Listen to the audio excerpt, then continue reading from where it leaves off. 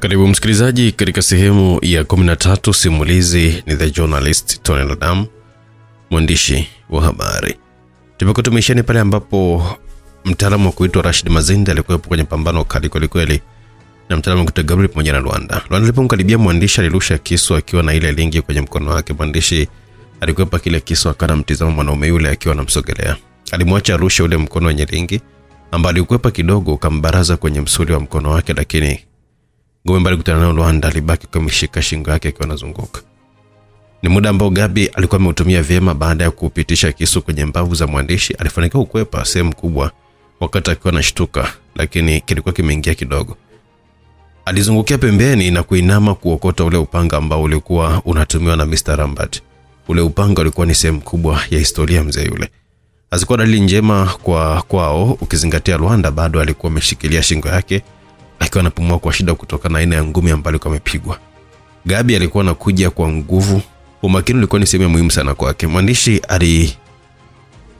Mwandishi aliwegemezea ule upanga sema kuna taa umeme ambayo iliaksi ule mwanga ukampiga machoni Gabi, akawa haoni vizuri mbele na kuyafumba macho yake, hivyo akapoteza zile hesabu zake. Alipokuja kushtuka alikuwa amesema vile tu mpaka alipokuja kutoka kwenye ile hali baada ya kuhisi damu inatilika, ndipo alitambua kwamba mkono wake mmoja haukuwepo mkononi. Tukiendelea msikilizaji, basi tuende pamoja tupate kujua katika sehemu ya 13. Tuko tunaelekea mwishoni tu sehemu ya 14 hapo. Mtunzi wetu ni Fabian Babuya, director ni kutoka Simulizi Max, ndo msimuliaji wako. Hakikisha una subscribe YouTube channel Simulizi Max kuendelea kufuatilia simulizi tamu na nzuri kutoka hapa Simulizi Max. Tukitoka kumaliza simulizi maandalizi yake, basi tutakuwa na simulizi na kwenda kwa jina la Kijakazi Amaila.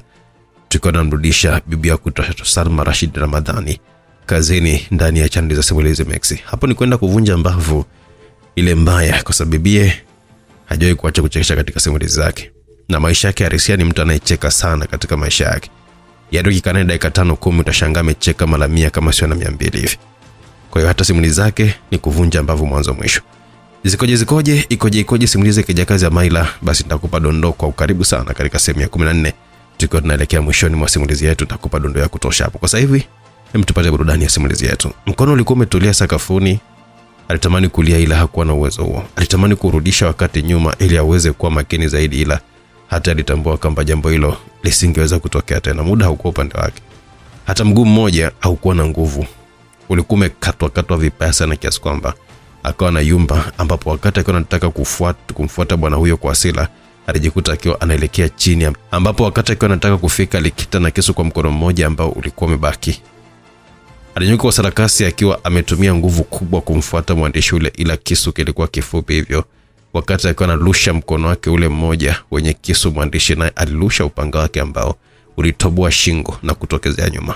Aliuzungusha ule upanga kwa nguvu mpaka ile shingo iliponyofoka pale, kichwa kikawa kimedondokea upande wa pili ambapo alikuwepo Luanda. Ile hali ya kuzidiwa ilikata ghafla. Alidata baada ya kuona kwamba ilikuwa ni kweli Gabi alikuwa amekufa kama utani. Gabi alikuwa ni mwamba zaidi yake. Sasa kama ndiye alikufa namna ile, yeye angeponea wapi? Alidai yeye angekuwa ni mtu wa mwisho mwandishi kumuona kabla hajafa, ila mambo yalionekana kwamba yangeenda tofauti kwa wakati huo. Alikuwa na muda mfupi wa kuweza kuamua hatima maisha yake mwenyewe. Luanda haukuwa wakati ambao alikuwa ameupenda, japo ulionekana kuwa ni wakati ambao ilikuwa lazima aweze kwenda nao sawa, hata kama asingeupenda kwa sababu jukumu la kulinda maisha yake lilikuwa ni lake mwenyewe. Alisimama kiume, alijikaza tu, ila hakuwa na zile nguvu zake za mwanzo kwa namna alivyokuwa amepigika, na kwenye mdomo wake ni meno 7 hayakuwepo. Kusimama kwake kiume kulikamilisha safari yake ya kwenda kuzimu. Mikimbio yake ilikuwa ya mtu mzembe. Ni mtu ambaye alijaribu kujipeleka kwenye mdomo wa mamba kwa kuwa alikuwa amepewa nafasi ya kumfikia mwanaume yule mwilini mwake, ambapo alimpiga na ile ringi mpaka ikapata damu baada ya kutoboa sehemu ya kifua cha mwandishi, lakini ile nafasi ambayo alikuwa amepewa ilimponza yeye mwenyewe. Sehemu kubwa ya tumbo lake ilibaki wazi baada ya kukatwa wakiwa wameshikana na kusogeleana. Luanda alibaki akiwa anamwangalia mwanaume yule, naye akiwa amemkazia uso wake. Wawili wale kwenye dunia zao wote waliwahi kufanya kazi ambazo zinaendana, ila mmoja hakuwa kiumbe wa kawaida kama alivyokuwa mwenzake. Kwake maumivu ndio yalimkomaza na kumfikisha kwenye hayo maeneo, jambo ambalo lilimfanya maumivu kuwa ni sehemu ya maisha yake na hakuonekana kuyajali. Maneno ambayo umeniambia naona yanakugeukia mwenyewe Lwanda. Mimi nitakuwa ni mtu wa mwisho kuniona kabla hujafa. Ungefanyia kazi ushauri wangu, huenda mpaka sasa hivi ungelikuwa ni mzima kitandani na moja kati ya wanawake warembo sana hapa Tanzania. Ukiwaza namna ya kuzeeka ukiona tenda mema, ila ukaamua kujitosa kuja kumtafuta mtu ambaye haukuwahi hata kukutana naye kwenye maisha yako. Ni jukumu lako kwenda kujieleza kuzimu kwamba umeufanyia nini ulimwengu. Alimsukumia nyuma akiwa hana nguvu hata kidogo za kuweza kushikilia tumboni mwake, kwani kama angesogeza mkono pembeni basi utumbo ulikuwa unashuka wote. Lwanda alibamiza kichwa sakafuni akiwa anahangaika kuimaliza dakika yake ya mwisho, na mwandishi akiwa anamsogelea Pamela sehemu ambayo alikuwa na mwanae. Kwa ulia afanya sio kosa lako ndio, ila haihalalishi huo udhalimu ambao mwisho wa siku unaenda kusambaa mpaka kwa mwanao usipoamua kubadilika. Waga sipendi kubakisha ushahidi, ila nitakupa nafasi ya maisha kwa sababu ya mtoto wako, japo ulitakiwa kufa. Siku ukisikia haya mambo ya maisha, basi nenda sehemu ya mbali kabisa na mtoto wako. Mpe maisha bora, mpe kila lilo jema na analostahili, ikiwemo elimu bora. Ulimwengu hauna huruma kwa mtoto wa kike tena ambaye ni maskini, hana msaada wote ule. Haya mambo ambayo yanatokea kwa sasa hesabia kama ni hadithi tu za kufikirika tu, na usije ukayaweka kichwani ili baadaye uje kumsimulia mtoto wako. Kufanya hivyo kutakufanya uanze kufukua mambo ambayo nina imani hautakuwa na uwezo nayo kwenye maisha yako Pamela. Hawa wanaume wenye mabavu wapo na watakuwepo siku zote, hivyo kama mwanamke jambo pekee la kulifanya ni kutokujiweka nao karibu. Usiruhusu tamaa ya fedha ikashinda maamuzi ya akili yako. Itakufanya uwe mtumwa kwenye maisha yako yote, kama ambavyo umeishi kwenye pesa lakini moyoni mwako haukuwa huru. Ulikuwa ni kama mtu aliyefungwa mahali usipo kuwa na maamuzi wala sauti ya kusikika. Sio kila kitu kipo kama kinavyoonekana. Dunia imenifunza hivyo, kwa hiyo hata mimi pia na wewe hapo nadhani huu utakuwa ni mwisho wetu wa kuonana, na kama kutakuja kuonana tena kwenye maisha yajayo, basi jitahidi sana tusikutanishwe na matatizo, kwa kuwa sitakupatia nafasi nyingine ya kuishi. Mwanona stahili maisha yaliyo bora katikati ya hii dunia ya kishenzi Pamela. Somo nilipata, maamuzi yalikuwa ni yake kuweza kuamua kama ataenda nayo au atayapuuzia, kama ambavyo huaga wanafanya wanadamu wengi, kisha baadaye wanaanza kujuta kwa maumivu makali. Hakuwa na muda wa kuendelea kukaa hapo.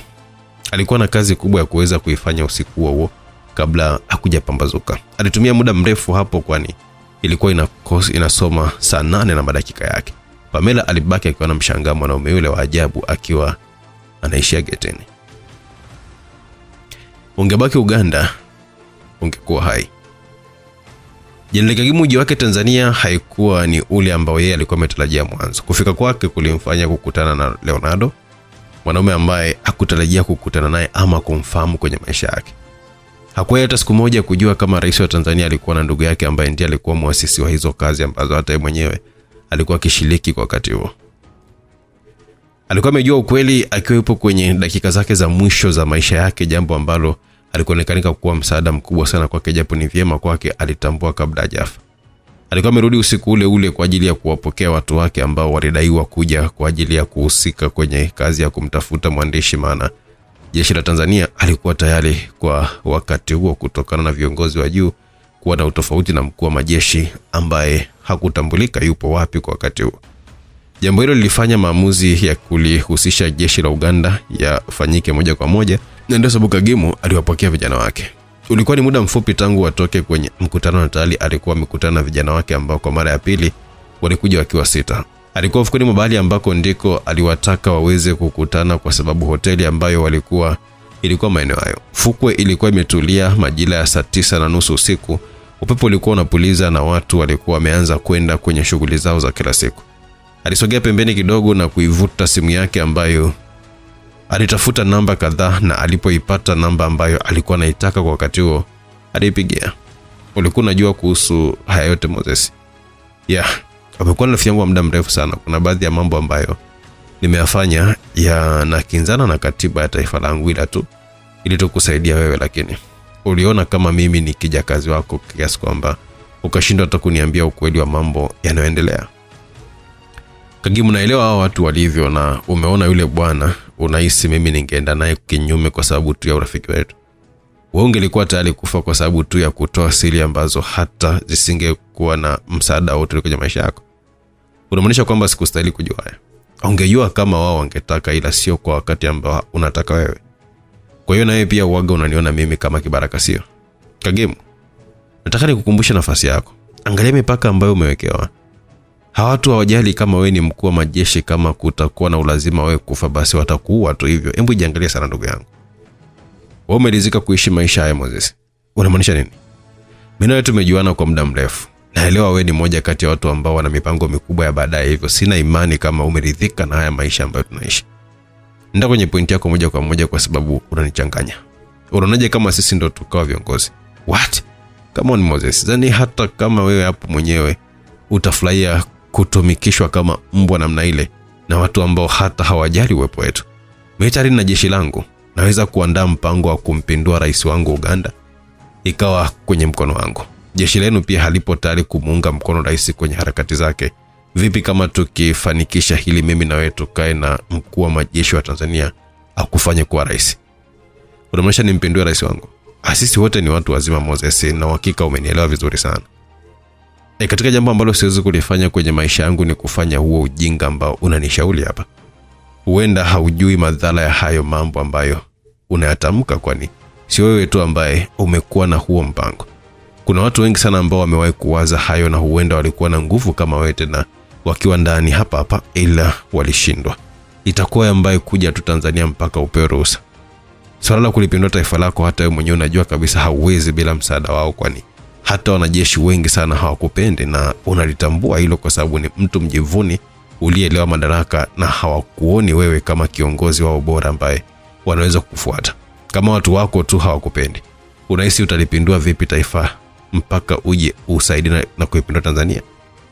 Kuna jambo moja ambalo nahisi mpaka sasa hivi, kwa sababu unawaza sana starehe, huenda haujaligundua Kagimu. Wewe hapo hawana mpango wote wa kuendelea kukuweka hai, ni kwa vile tu haujashtuka. Una siri zao nyingi sana, zikiwemo za biashara za madawa kulevya. Wewe ulihusika kwenye kesi ya Amani Kilonzo kwa ukubwa sana, na mdogo wa Amani Kilonzo ambaye uliamini kwamba umemuua, lakini bado yupo hai. Unashindwa kutambua upo kwenye hatari wewe mpaka ukajileta hapa Tanzania kipuuzi namna hii. Hawa watu wanaamini ikitokea siku mambo yameharibika, wewe unaweza kuwa ni keteo mbaya sana na matatizo. Wanaamini kuendelea kuishi kwako ni hatari kwao, hivyo upo kwenye mipango ya watu ambao wanatakiwa kufa na kujileta kwako Tanzania. Sina imani kama kutakufanya uendelee kuwa hai kwa muda mrefu. Una siri zao nyingi Kagimu, na mambo yanazidi kuwa mabaya, huku wakitaka watu wengi sana waweze kufa ili siri ziendelee kuwepo. Sasa wewe utapona? Kumbuka Uganda hawajui kama uko Tanzania kwa sababu umekuja kwa siri. Maana yake ni kwamba hata ukifa hakuna mtu atajua kama ulikuwepo huko. Mwanasheria mkuu yaliufanya mwili wake ukose utulivu na damu ikaanza kutembea kwa nguvu ambayo hata yeye mwenyewe hakuwa anatarajia. Moses, haya mambo ulitakiwa kuniambia mapema kabla sijafika Tanzania. Siamini kama watu ambao tumefanya nao kazi kwa muda mrefu namna hii, tena kwa uaminifu mkubwa sana, wangeweza kunigeuza kuwa adui yao. Na wewe ambaye ulinifanya nikawa nao, ulinisaliti kama wao tu. Kwa nini rafiki yangu? Maisha ambayo uliyatengeneza ndio ambayo alikufanya ukakutana nao. Hivyo usinilaumu mimi kwa makosa yako mwenyewe. Halafu kuambia ukweli mnifanya asante kwa sababu tumeishi vizuri sana, ila sikutakiwa kukuambia, kwani inaweza kuniingiza hata mimi pia mwenyewe kwenye matatizo makubwa sana kama ikijulikana nimefanya haya. Tamaa yako ya pesa na madaraka ndio ambayo inakufikisha hapa leo Kagimu. Kwa hiyo wakumlaumu ni wewe mwenyewe na tamaa zako. Unataka kusemaje? Sina imani kama mtapona kwa sababu kwa sababu nasakwa na watu wawili, yani mwandishi na rais, muda wote anaweza kukuua. Ushauri wangu ni kwamba kama unaweza kimbia Tanzania muda huu before it is too late Kagimu, na usije kanitafuta tena kwamba natakiwa kuoa muda huu, au usije kanitafuta tena kwenye maisha yako. Akiwa kwenye mshangao ile simu ilikatwa, alibaki amedua tu kama mtu ambaye alikuwa amepoteza mke siku ya harusi. Zile taarifa za kutakiwa kuoa zilikuwa za ghafla, kutarajia kama zingekuja kwa wakati kama ule. Simu ilibaki kuwa kama mzigo kwake. Aligeuka na kuangalia wale wanaume 6 ambao walikuwa pale ufukweni, akiwa haelewi afanye nini kwa wakati ule. Ilionekana kama kulikuwa kuna maamuzi ya ghafla yalifanywa ambayo yalikuwa nataka yaweze kuuawa, ama ni mambo mazito ambayo taarifa zake hazikutambulika kwa nje. Maamuzi yake wakati ule alikuwa ni kuweza kuwakimbia watu wake. Alitaka kuwauza hao watu ili aweze kutoweka Tanzania haraka sana iwezekanavyo na kurudi nyumbani ambako aliamini angelikuwa na uhakika na usalama wake. Ingelikuwa ni ngumu kwa wao pamoja watu 7 kuweza kutoroka kirahisi, na ndio sababu ambayo ilimfanya kuamua kuwakimbia hao vijana wake bila hao kujua. Ili kama unafika muda wao kufa, walitakiwa kufa wao na sio yeye. Aliamua kurudi pale ili awape maagizo kwamba kila mtu arudi kulala. Wangefanikiwa kuongea asubuhi, akili yake ilikuwa imetulia. Aliamua kurudi pale ili awape maagizo kwamba kila mtu arudi kulala. Wangefanikiwa kuongea kesho yake asubuhi wakati akili yake imetulia. Kwa muda huo kila mtu alikuwa anataka kupumzika, lakini wakati amebakisha hatua kama 4 kuwafikia watu wale ambao walikuwa wanamsikiliza yeye, alisi jambo la tofauti maeneo yale. Kuna taa ilianza kuzunguka karibu na walipokuwepo wao. Taa ile ilikuwa inabadilisha mianga kama 10 kwa wakati mmoja. Hivyo ikawapotezeshia nuru ya kuweza kuona vizuri. Alikuwa ametambua kwamba huenda ile hatari ambayo alikuwa ameambiwa ilikuwa imefika. Hakutaka ile neno stari kumshaonekanika kwamba halikuwa vizuri. Alisita kusogeza hatua zake baada ya kusikia mguno wa mtu. Mwanaume mmoja alishuka chini akiwa anaugulia maumivu. Bila shaka alikuwa na uwawa. Ilisikika mwingine naye akiwa na hema kwa nguvu tena akiwa anazunguka. Huyo alienda kudondokea kwenye miguu ya Jenerali Kagimu akiwa ameshika sehemu yake ya moyo. Bado zile taa zilikuwa zinaendelea kumpotezeshia uwezo wake wa kuona vizuri mpaka aliposikia sauti ya mlio. Ule mlio ambao alikuwa ameusikia ndio ulikuwa umepoteza zile taa bila hata shaka. Ilikuwa ni risasi. Aliyafumba kwanza macho yake ili aweze kuona vizuri. Alipoyafumbua alikuwa anawaona watu wake 3, mmoja akiwa amekunjwa na mwanaume mmoja huku akiwa ameweka upanga shingoni na mkono mmoja akiwa ameshika bastola. Kwenye wale wanaume 3 ambao walikuwa wamesimama wima, mmoja alijaribu kuitoa bastola yake, ila yule mwanaume alimchapa risasi ya mkono na bastola yenyewe ikaanguka kwenye mchanga. Wakaendelea kushangaa na ile maajabu. Bwana yule alizungusha upanga wake kwenye ile shingo. Walimshuhudia mwenzao akiwa anakufa kama jogoo ambalo lilikuwa limechinjwa kwa ajili ya sikukuu ya Pasaka. Spidi ambayo yule mwanaume alikuwa amenyanyuka nayo kutoka pale alipo muulia mwenzao mmoja iliwatisha wote. Wanaume wawili walikuwa wameikunjua mikono yao kumfuata, kwani walielewa kwamba ile ilikuwa ni vita mbaya hatari. Yaani vita ni vita mura. Miguu yao ilidunda kwenye mwili wake wakati wakarudi nyuma. Mmoja mguu wake ulikuwa upo kwenye mchanga. Ni kweli kwamba walifanikiwa kuweza kumpiga, lakini naye pia alipita na mguu mmoja. Mwanaume yule ambaye alikuwa ameshtuka muda ukiwa umeenda alianza kupiga makelele akiwa anagumia kwa yale maumivu makali ambayo alikutana naye. Alikosa balance akajikuta akiwa anaangukia upande wa mbele ambako ndiko alikuwepo mwandishi yule.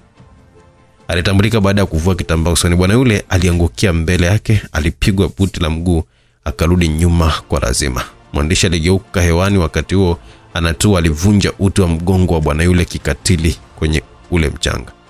Wote walibaki wakiwa wamedua tu wakihisi kwamba wamekutana na jini. Mmoja alikuwa amesimama wima ambaye alizunguka kwa sarakasi maridadi, ilimpata mwandishi mgongoni. Aligeuka na ngumi moja nzito iliyokuwa inapuliza mpaka upepo. Ngumi ile ilikutana na mkono wa yule bwana ukiwa nao umekazwa, hivyo ikakutana katikati. Alisikika akitoa mlio mkali. Mkono wake ulivunjika, mifupa ikawa imetokezea kwa nje. Kelele zake hazikudumu kwa muda mrefu baada ya upanga kuzama chini ya kidevu na kutokezea mpaka kwenye paji la uso. Alikufa akiwa na tabasamu. Haikuwa kwa kupenda bali kwa kulazimishwa wakati wa maumivu. Mwanaume alikuwa amebaki kwa ajili ya kumlinda Jenerali Kagimu. Alikuwa ni mmoja tu ambaye naye mpaka wakati huo mkono wake mmoja haukuwa unafanya kazi, ila hakuwa na namna zaidi ya kuweza kumpambania kiongozi wake. Sehemu ya kiapo chake ilitakiwa kukamilisha hapo. Mwanaume huyu alisogea taratibu, ila kwa hesabu alikuwa anategemea zaidi miguu yake, lakini wakati wa Jenerali Kagimu alikuwa anaivizia ile bastola ambayo ilidondoka baada ya bwana yule kupigwa risasi ya mkono. Rashidi Mazinde alimwona bwana yule wakati akiwa anamjia kwa mateke ambayo alikubali ampate, ila alikuwa ana hesabu zake tayari, kwani alimuona Kagimu wakati mateke yakimfikia alikaza kifua yakampata vyema na kumpatia maumivu makali sana, kwa sababu yalitoka kwa mwanaume ambaye hakuwa haba. Ilikuwa ni mtu aliyekuwa amekomaa kwa mazoezi makali. Alimkunja yule bwana na kumgeuzia kule alipokuwepo Jenerali Kagimu ambaye alikuwa ameanza kupiga risasi nyingi kwa kutumia ile bastola, ila kwa bahati mbaya risasi zote zilishawa kijana wake. Alijaribu kuwaza mahali ilipo bastola yake, ndipo akagundua kwamba wakati wanaenda kukutana Leonardo Kahigwa walizihifadhi kwenye gari kwa kuwa hawakuwa wanaruhusiwa kuingia nazo kwenye mkutano ule. Sasa tangu watoke kule, bwana yule alikuwa na mawazo mengi, hivyo hata ile silaha hakupata muda wa kuweza kuichukua tena. Ndipo akatambua ile bastola ambayo alikuwa nayo kwenye mkono wake ndio ambayo ingekuwa njia pekee ya kuweza kutoka pale akiwa salama. Ila wakati yayo yanamjia kwenye ubongo wake, tayari sasa ilikuwa zimeshaisha kwenye bastola. Alihakisha kuitoa simu yake kwenye mfuko wake, ila aliitupa mwenyewe. Alitupa kwa sababu alipata maumivu makali sana, mithili ya mtu aliyekuwa amekitwa na waya wa umeme. Alijiangalia sehemu ya upande wa kulia wa kifua chake, aligundua kwamba upanga ule ulikuwa umezama ile sehemu ukatokezea mpaka nyuma ukiwa unanesa pale pale. Alianza kuyumba, aliomba akiwa anahitaji kuongea baadhi ya vitu. Umejeje kama nitakuepo hapa? Anlaisi tu bwana Kagimu. Nitambua kwa haya mambo ambayo ni lazima tu ungekuwa uko hapa nchini tu. Hivyo nikawa na dili na maafisa usalama wa uwanja wa ndege, na mmoja nilipokuwa nimemteka alikubali kusema ukweli kwa uliingia Tanzania na kusababisha mauaji uwanja wa ndege, kisha mkurugenzi wa usalama wa taifa akatoa amri ruhusiwe kuingia. Baada pale akanipatia taarifa mahali ambapo ulikuwa umefikia wewe, lakini hakuninyima taarifa za kudai kuna watu ambao ulikuwa umewaingiza waje Tanzania kwa ajili ya kunitafuta mimi. Alinipa jina la hoteli ambayo wangelikuwepo, hivyo mimi baada ya kumaliza kazi yangu niliwahi pale, ambapo muda sio mrefu niliona wakiwa natoka kwa nyakati tofauti. Nikatambua kwamba kuna jambo alikuwa sawa, hivyo nikaanza kuwafuata taratibu mpaka alipofika hapa ambapo umekuja kuwapa amri yako. Nadhani haukupaswa kuamini watu wengi ukawapa hizi taarifa, kwa sababu ndilo jambo ambalo linaenda kukuua ndugu yangu. Unafaidika nini kufanya haya yote badala ya kwamba ungejiunga tu na sisi kuweza kuishi maisha ya ndoto zako? Ani maisha kuliko hata wewe, hivyo natambua madhara yake. Ulihusika kufanya mambo ya kishetani kwa sababu tu wewe ni jenerali kwa jeshi. Kwa namna hii Afrika itaendelea kuwa ni bara la giza. Mwisho wa siku watu kama mimi watahitajika kuwa wengi zaidi ili kuweza kuwapoteza wadhalimu kama wewe. Hata hivyo umekufa kistaarabu hapa. Ulitakiwa kufa vibaya zaidi ya hivyo kwa upuuzi ambao ulifanya ile taifa. Mwandishi alisimama na kutoa bastola yake. Jina lako halisi unaitwa nani? Jonas Jairo. Baada ya kutamka lile jina limpiga bwana yule risasi nyingi sana kwenye mwili wake. Akabaka na ngaika lile eneo, lakini hakuwa na muda wa kupoteza. Aliondoka kwenda kuendelea kuwahesabu watu wake ambao alidai kwamba wanatakiwa kuondoka kwa nyakati hizo, kuipisha dunia iendelee kuwa mahali salama pa watu kuendelea kuishi maisha yao. Muuaji ni yeye. Haikuwa kawaida kwa taifa la Tanzania majira ya saa 12 kamili asubuhi rais kushtukiza tu kuweza kuongea kwenye vyombo vya habari. Si wote ambao walifanikiwa kuiwahi taarifa yake, lakini kwa sababu alikuwa ndiye kiongozi na muhimili mkuu wa nchi, taarifa yake ilianza kusambaa kwa haraka zaidi kila upande. Ndugu zangu wa Tanzania, najua taifa letu limetoka mbali na tunapoenda ni mbali zaidi. Taifa hili tangu kupata kwake uhuru limepitia mambo mengi ambayo mengine yanatufurahisha, mengine yanatuhuzunisha kupita kiasi, na mengine yametoa somo kubwa sana kwenye maisha na maendeleo ya taifa letu. Nguzo kubwa iliyotufikisha hapa tulipo leo ni amani. Amani ndio msingi mkuu wa taifa letu, na ndio kauli mbiu ambayo hata mimi mwenyewe nitakufa nikiwa nailinda na kuhakikisha kila mmoja wetu anaifuata. Sio kila mtu anapenda kuona tunaishi kwa amani hivi. Viongozi wengi mataifa yao yapo kwenye vita, watu wao wanakufa kila siku. Kwa amani imekuwa ni nadharia ya kufikirika, hali ambayo inawafanya kutuonea sisi wivu na kutamani na sisi pia tuingie huko kama wao, ili tusionekanike tunafaidi matunda yetu. Ubaya ni kwamba kwa taifa letu mambo yamekuwa tofauti kidogo. Sio tu wageni ambao hawapendi amani yetu, bali hata sisi wenyewe kwa wenyewe kuna watu ambao wanatamani kuliingiza taifa hili kwenye hali ya hatari. Wanatamani kuona Watanzania wakiuana wenyewe kwa wenyewe, jambo ambalo mimi kama rais sitaruhusu liweze kufanyika. Miaka 5 nyuma ambayo imepita tulipoteza mashujaa wawili wakubwa sana kwenye taifa hili na binti mmoja. Mmoja kati ya wana mapinduzi wakubwa ambao mimi mwenyewe niliingia nao makubaliano, mwanaume ambaye alionyesha uthubutu ambao wengi hawakuwahi kabisa kuwa nao. mwanaume ambaye alikuwa ni ishara ya ukombozi, nami nikapata nafasi ya kukaa naye na kumpatia ruhusa ya kufanya lolote ambalo lipo kwenye yeye na wenzake, aliweza kuuawa. Hapa namzungumzia Amani Kilonzo, mwanaume aliyekuwa na maono makubwa sana, mwanaume ambaye hakufundishwa kumwogopa mwanadamu yeyote kwenye zama za uzima wake, lakini kwa bahati mbaya leo hayupo. Hakuwa pekee kwenye ile safari. Hata baada ya kifo chake kutokea, alitokea mzalendo mwingine ambaye alikuwa anaitwa William Nzito. Huyu alijaribu kuzungumzia ule ubaradhuli ambao ulimkuta mwenzake, lakini mwisho wa siku naye pia akaja kupoteza maisha na kupotea jumla.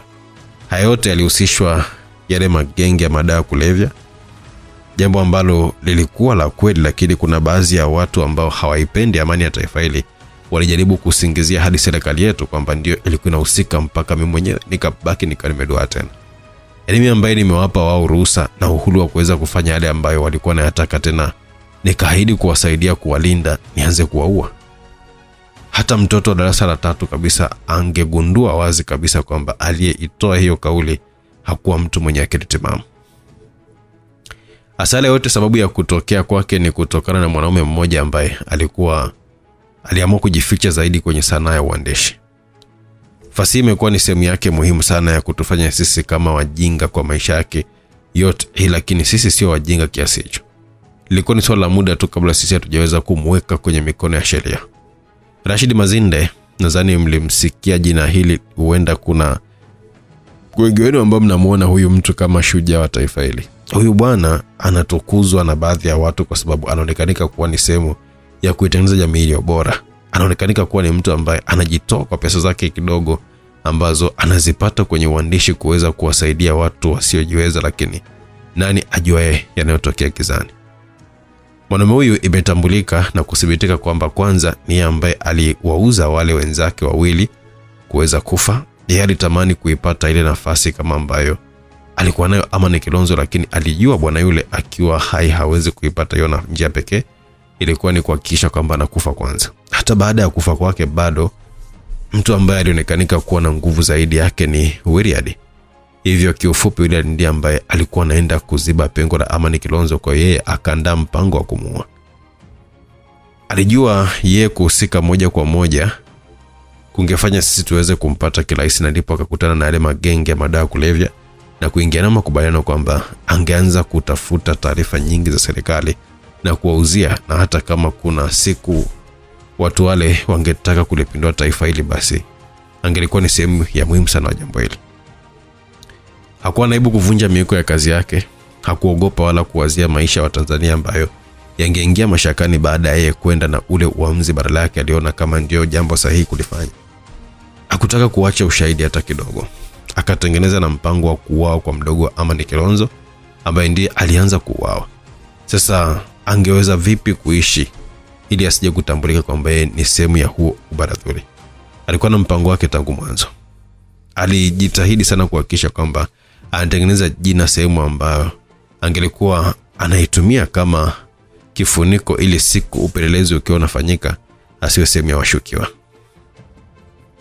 Bwana yule jitoa kwa jamii, alijifanya kuwa mtu mwema kiasi kwamba hata serikali tuliona kwamba anafaa kwa sababu anaifanya jamii kuwa sehemu njema. Tukaahidi kumlinda na kumsaidia popote ambapo anakuwa, bila kujua kama tunafuga nyoka ambaye mpaka muda huu imegundulika amekuwa akiuza siri nyingi za taifa letu kwa mataifa ya nje na baadhi ya makundi ya kigaidi, ili ajipatie fedha aendelee kuishi kifahari na kuzoga kanisani kwa kusaidia watu wengi kama yeye ni mtu mwema. Kuanzia muda huu namtangaza mwandishi Rashid Mazinde kama gaidi hatari zaidi wa taifa letu. Ni mtu ambaye anatakiwa kuwa adui wa kila mtu na anasakwa na mamlaka zetu kila mahali. Kwa raia wote, hakikisheni mnatoa haraka sana taarifa za bwana huyu kama mkimuona mahali kabla hajaua watu wengine, na kwa yote ambaye atafanikisha kukamata kwake kuna zawadi ya milioni 300 za Kitanzania. Naomba niwasili. Mheshimiwa akiwa anaendelea kutoa taarifa za kushtua kwa kondo wake ambao alikuwa anaongoza, alipata ugeni kwenye maiki.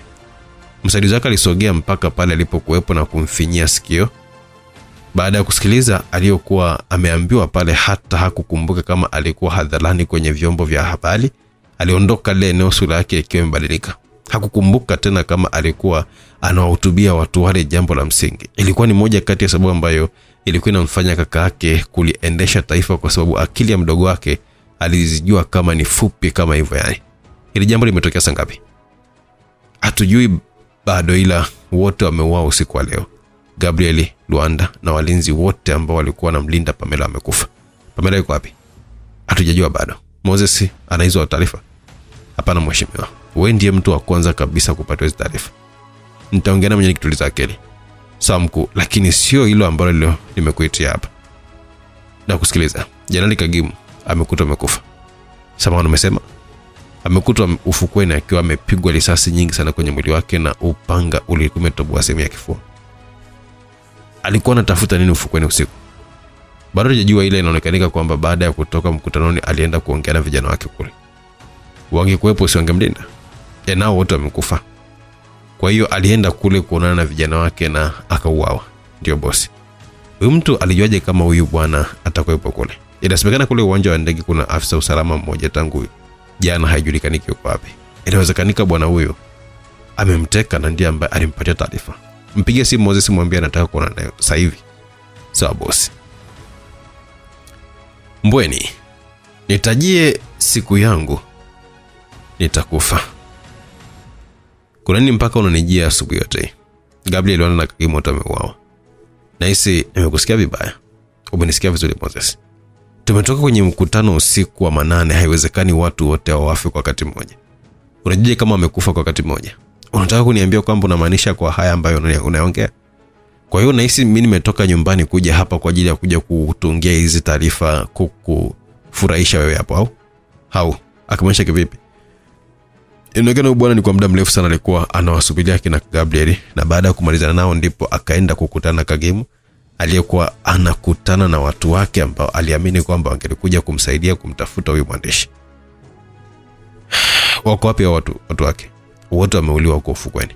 Na yeye alikuwa nao huko, kwa hiyo naye pia kafia kwenye hayo ya mazingira. Na hawa wawili wamefia wapi?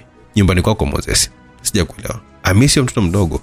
Najua ni wewe ambaye ulimzunguka Gabriel na kuanza kulala na yule mwanamke. Unakumbuka ulisisitiza kwamba Gabriel aende jela baada ya kutoka maamuzi kwamba hatakiwi kufa, bali nilikuwa nataka kumpeleka nchi za mbali. Ulipingana mno na jambo lile kwa sababu uliamini kama akiwa huru ataondoka na yule mwanamke. Na natambua ni wewe uliyezaa naye Moses. Ulikuwa unajua haya kwa muda wote hapa na haukuwahi kuniambia kwa nini? Kama wewe mhusika haukutaka kuniambia, sasa kulikuwa na sababu gani ya mimi kwanza kukuambia wewe? Yuko hapa Pamela na mwanangu? Hawapo. Unamaanisha nini kusema hawapo? Yamwacha kuniuliza maswali ya kipuuzi kama mimi ndo mlinzi wa yule mwanamke. Tunazungumzia familia yangu Zubeli. Una mke na watoto wakubwa, na moja ya mtoto wako kwa upuuzi wako umempeleka nje huko watu wasijue kama anaponda stare. Leo unataka kunikumbusha mimi kuhusu familia yako. Ungekuwa unaipenda familia yako usingekubali kuishi mwenyewe hapa ambapo unapata nafasi ya kuingiza malaya muda unaotaka wewe, wakati mkeo anaishi peke yake kwenye lile jengo kubwa kule. Huko ni kuanza kunikosea heshima sasa Zubeli. Wale wawili hawapo na hakuna hata dalili ya uwepo wao, japo tunaamini wapo salama, kwa sababu kama alikuwa na mpango wa kuweza kuwaua ingelikutwa mili yao pale. Huyu mtu anazipataje hizo taarifa za kila mtu na mahali ambapo anakuwepo kwa wakati fulani? Ameishi kwa kufanya hizo kazi tangu akiwa mdogo mpaka anakuwa mtu mzima. Unahisi inaweza kuwa ni kazi ngumu kwa kuweza kufanikisha zoezi kama hilo ambalo ndio maisha yake ya siku zote? Kwa hiyo tunafanyaje kuhusu haya mambo yanayoendelea? Kwa sababu nataka kubaki hapa nyumbani kwako. Hautakiwi kutoka kwenda mahali popote pale, labda kama kutakuwa na ruksa yote kutoka kwangu. Kwa nini? Hili ni eneo ambalo lipo karibu na jeshi. Hakuna mtu ambaye anaweza kuingia hapa kirahisi na kukudhuru wewe. Unazungumzia jeshi? Mpaka sasa hivi una siku zaidi ya 2 haujui kabisa hata mkuu wa majeshi yako yuko wapi, na hauna uhakika kama jeshi lipo upande wako. Unataka jeshi hilo ndilo ambalo niliamini kwamba tutanilinda mimi. Nifanya ambavyo nimekuambia kwa usalama wako Moses. Mpaka sasa hivi hatujajua ni mtu gani ambaye anafuata na bwana huyo yuko wapi. Na ndugu yako alisema atamtafuta mwenyewe, au zoezi lake limeishia wapi? Maana naona watu wanakufa tu hapo. Usijali kuhusu hilo. Watu wanakufa alafu unaniambia kwamba nisijali kuhusu hilo. Umechanganyikiwa? Nadhani akili yako haipo sawa, labda kwa kukupa habari za familia yako. Pumzika kwa sasa hivi. Ukiwa sawa nipigie simu tuongee, ila mpaka sasa hivi unatakiwa kuzingatia maneno ambayo nimekwambia. Usiende mahali popote pale, na kama ikikulazimu kufanya hivyo basi nipigie simu mapema ili niweze kujua hatua zako, kama likitokea tatizo niweze kutuma watu wa kusaidia. Rais akaondoka na kusimama nje. Aliangalia lile jengo kwa umakini. Alikuwa na hofu na wasiwasi mkubwa ndani yake. Watu kufa haikuwa habari njema, kwa sababu hakujua ni nani ambaye angefuata kwa wakati huo, ila alikuwa anataka kuitumia ile mbinu ya kaka yake. Kwa mtiririko ulivyokuwa, aliamini mpaka wakati huo kulikuwa kuna watu wawili ambao huenda walitakiwa kufa kwanza: mkurugenzi wa usalama wa taifa au mwanasheria mkuu. Hivyo walikuwa wamegoza rafiki yake kama chambo, kwa hesabu za kwamba kama mwandishi huyo akifika hapo basi angejaza watu wake wasiruhusu atoke. Alikuwa na mipango yake tofauti na kaka yake, ambaye yeye alikuwa anahitaji bwana huyo aelekezwe kwake ili mwandishi huyo akafie kwenye mikono yake. Mwanasheria mkubwa na Moses Nathaniel akiwa anajikaza tu, na ila kiuhalisia moyo wake ulikuwa unaungua kama moto vile. Alitambua siku zake za kufa zilikuwa zimefika, kama sio kusogea, na hakutaka kufa kijinga. Kuna dalili alianza kuziona hatari hata kwa rafiki yake wa karibu. Rais kuanza kumpangia mahali pa kuwepo na muda wa kutoka na kutoka hazikuwa ishara nzuri. Aliketi kwanza sakafuni akiwa anawaza mengi. Kwanza hakujua kuhusu usalama wa familia yake, ambapo alitakiwa kutoa amri Pamela na mtoto watafutwe kila kona ya jiji, lakini yeye mwenyewe alikuwa anatakiwa kupata mustakabali mzima wa maisha yake, ambayo hakujua kama hatima yake ingeenda kuwaje mpaka wakati huo. Hakuwa fala mheshimiwa, alitambua uwepo wake pale haukuwa na afya, kwa sababu ni eneo ambalo litambulika kwamba yeye anaishi pale. Hivyo alikuwa na hesabu zake kichwani kabla ya kusubiri maajabu ya kumsaidia. Niita kwa jina langu la mapenzi, nitakupenda. Kwa Matias Kibaha, Jonas Chelo. Mwandishi Rashid Mazinde alirudi nyumbani akiwa na majeraha mengi kwenye mwili wake. Kabla ya kufahamika mambo yake hayo huko Kibaha, ndilo eneo ambalo alikuwepo yeye na Epifania Kilonzo baada ya kutoka kumfuata huko Sumbawanga. Mwanamke huyo siku kadhaa za kuishi na huyo bwana, aligundua alikuwa mwanadamu tofauti na wengi. Hakuwa mtu wa kulala, bali alikuwa anazingatia kazi ambazo zilikuwa zinatakiwa kufanywa kwa mkono wake. Mwanamke huyo usiku mzima hakulala. Aliamini alikuwa yupo mwenye wasiwasi mkubwa sana, hofu yake ikiwa ni kuwa huenda bwana huyo angeenda jumla na asiweze kurudi tena. Baada ya kuona gari linaingia ndani ya geti wakati kuna karibia kupambazuka, alionekana kufurahia hali hiyo, hivyo akakimbilia eneo alipokuwepo yule mwanaume, lakini alisita baada ya kumuona bwana yule akiwa anavuja damu kwenye mkono, ila hakuonekana kuijali hali hiyo zaidi ya kupitiliza kwenda moja kwa moja sehemu ambayo ilionekanika kutumika kama matibabu. Alitaka kujua hatima yale yote ambayo hakuwa akijua wala kufikiria kabisa katika mwili wake. Sehemu hiyo ilikuwa ni kama chumba cha kulala, alikuwa akitumia kujitibia, na kama hali ikiwa mbaya zaidi basi analala huko, na ndio maana aliweka mpaka kitanda. Mwanaume huyo alivua shati na ule mwili uliokuwa umenona ulikuwa unaonekanika wote. Alianza kujimwagia dawa za kutuliza maumivu ili kuweza kujitibia majeraha yake. Alianza kupaka dawa zingine na kuandaa bandage ili aweze kujifunga, lakini alizuiwa na mwanamke ambaye alivalia vazi la kulalia tu pekee. Hauonekani kujutia majeraha kama ya kwenye mwili wako. Nilikuwa na majeraha makubwa zaidi ambayo niliwahi kuamini yataeneza maisha yangu. Unategemea naweza kuhofia majeraha madogo kama haya ambayo najua kabisa hayamalizi hata mwezi mwili unakuwa sawa? Au mwili wako hauchoki kila siku tu kuweza kupokea tu haya maumivu? Bibi, hakuna mwanadamu ambaye aliumbwa kwa chuma. Ukiona mwanadamu ambaye anavuja damu, basi utambue na yeye pia anapokea maumivu kama wewe tu, lakini utofauti unakuwa kwenye kuvumilia. Mimi naweza kuishi na risasi kwenye mwili wangu kwa muda mrefu, lakini wewe hapo huwezi. Kuna mtu ambaye akipata majeraha kama haya anatokwa mpaka na akili, lakini mimi siwezi, kwa sababu ni maisha ambayo nimeishi siku zote za maisha yangu, na ubaya unakutana na majeraha makubwa zaidi na upo kwenye nchi za watu na unatafutwa, jambo ambalo linakulazimu uendelee na kujipambania tu, kwa sababu kama ukipoteza hata dakika moja tu pekee unaweza kufa. Umekuwa hata siku moja kama usingelikuwa unafanya kazi za mauaji kama hizo, ungelikuwa nani kwenye jamii? Kwa maisha ambayo nilikuwa naishi mwanzo, sina imani kama ningeweza kufika mbali. Na ningekuwa sehemu ya wale wanyonge ambao kila siku wanailaumu serikali na kuitukana kwenye simu ila wakikutana na viongozi hata ujasiri wa kuambia kuhusu matatizo ambayo wanapitia wanakuwa hawana. Umewahi kujutia wewe kupitia kwenye njia kama hii hapo kwenye maisha yako? Mwanadamu kwa gharama yote hutakiwi kupoteza muda kujutia maisha ambayo yamekwisha kupita, kwa sababu haijalishi utatumia muda gani kujuta, bado hautaweza kuzirudisha zile nyakati nyuma. Na vipi kama ukijaribu kusahau inashindikana? Matatizo kutokea sio kosa lako, lakini namna ya kuweza kudili nayo baada ya kutokea ni jukumu lako wewe. Kwa hiyo unapaswa kuwa makini sana kwenye hilo. Kushindwa kuyatatua hayo matatizo yako mapema au kujifunza namna ya kuweza kuishi nayo ni hali ambayo inaweza kukutesa mpaka siku unaingia kaburini. Umewahi kuwaza kuhusu kuwa na familia baada ya haya maisha? Asina uhakika sana na hilo. Kwa nini? Kuna wakati waga nafikiri kwamba nawaza huenda kuna baadhi ya watu hatukuletwa duniani ili kuweza kuyafaidi matunda ya ulimwengu, bali ili kuwa sababu ya suluhu ya matatizo. Unaogopa ukiwa na familia mambo kama haya yanaweza kutokea baadaye na familia ikawa ni udhaifu wako? Nimezitumia familia nyingi sana kama udhaifu kwa kuwapata watu wengi, kwa hiyo sitaki lijirudie kwangu. Naelewa sana maumivu yake. Unahisi wazazi wako huko waliko, hata kama haujawahi kuonana nao, wangevutiwa na maamuzi yako? Unataka kusemaje? Ajalishi maisha gani ambayo umeishi huko nyuma, lakini kila mwanadamu anastahili kuwa na furaha. Hata kama muda wa kuwa na furaha utakuwa mdogo, bado inakufaa na wewe pia uwe sehemu ya hilo jambo. Jonas, maisha ni mafupi ila ni zawadi kubwa sana. Nilipomshuhudia kaka yangu akiwa anauliwa, sikutamani kuishi. Sikuona kama haya maisha yana maana yoyote tena kwa upande wangu, na ndio sababu nikataka kujiua. Lakini kama ningejiua, ningelikuwa nimetatua tatizo? Jibu ni hapana. Zaidi na zaidi, kwa imani yangu ningeenda kuulizwa nimefanyia nini ulimwengu cha maana mpaka nikaamua kuyabeba maisha yangu. Nilipogundua sina jibu la kumpa Mungu, ndipo nikatambua kuishi kwangu kuna maana kubwa sana. Hata Sadiki wakati ananiambia habari za yeye kuniingiza mimi na kaka yangu kwenye hii dunia ya kutisha, mwanamume nilitamani kumuua mimi mwenyewe. Ila baada ya kuisikiliza hadithi yake yote, nilikaa kwenye nafasi yake kutaka kujua kama ningelikuwa mimi kwenye mazingira kama yale, ningefanya maamuzi gani. Hapo nikatambua kwamba nilitakiwa kuishi kwanza, na kuishi kwake kulitegemea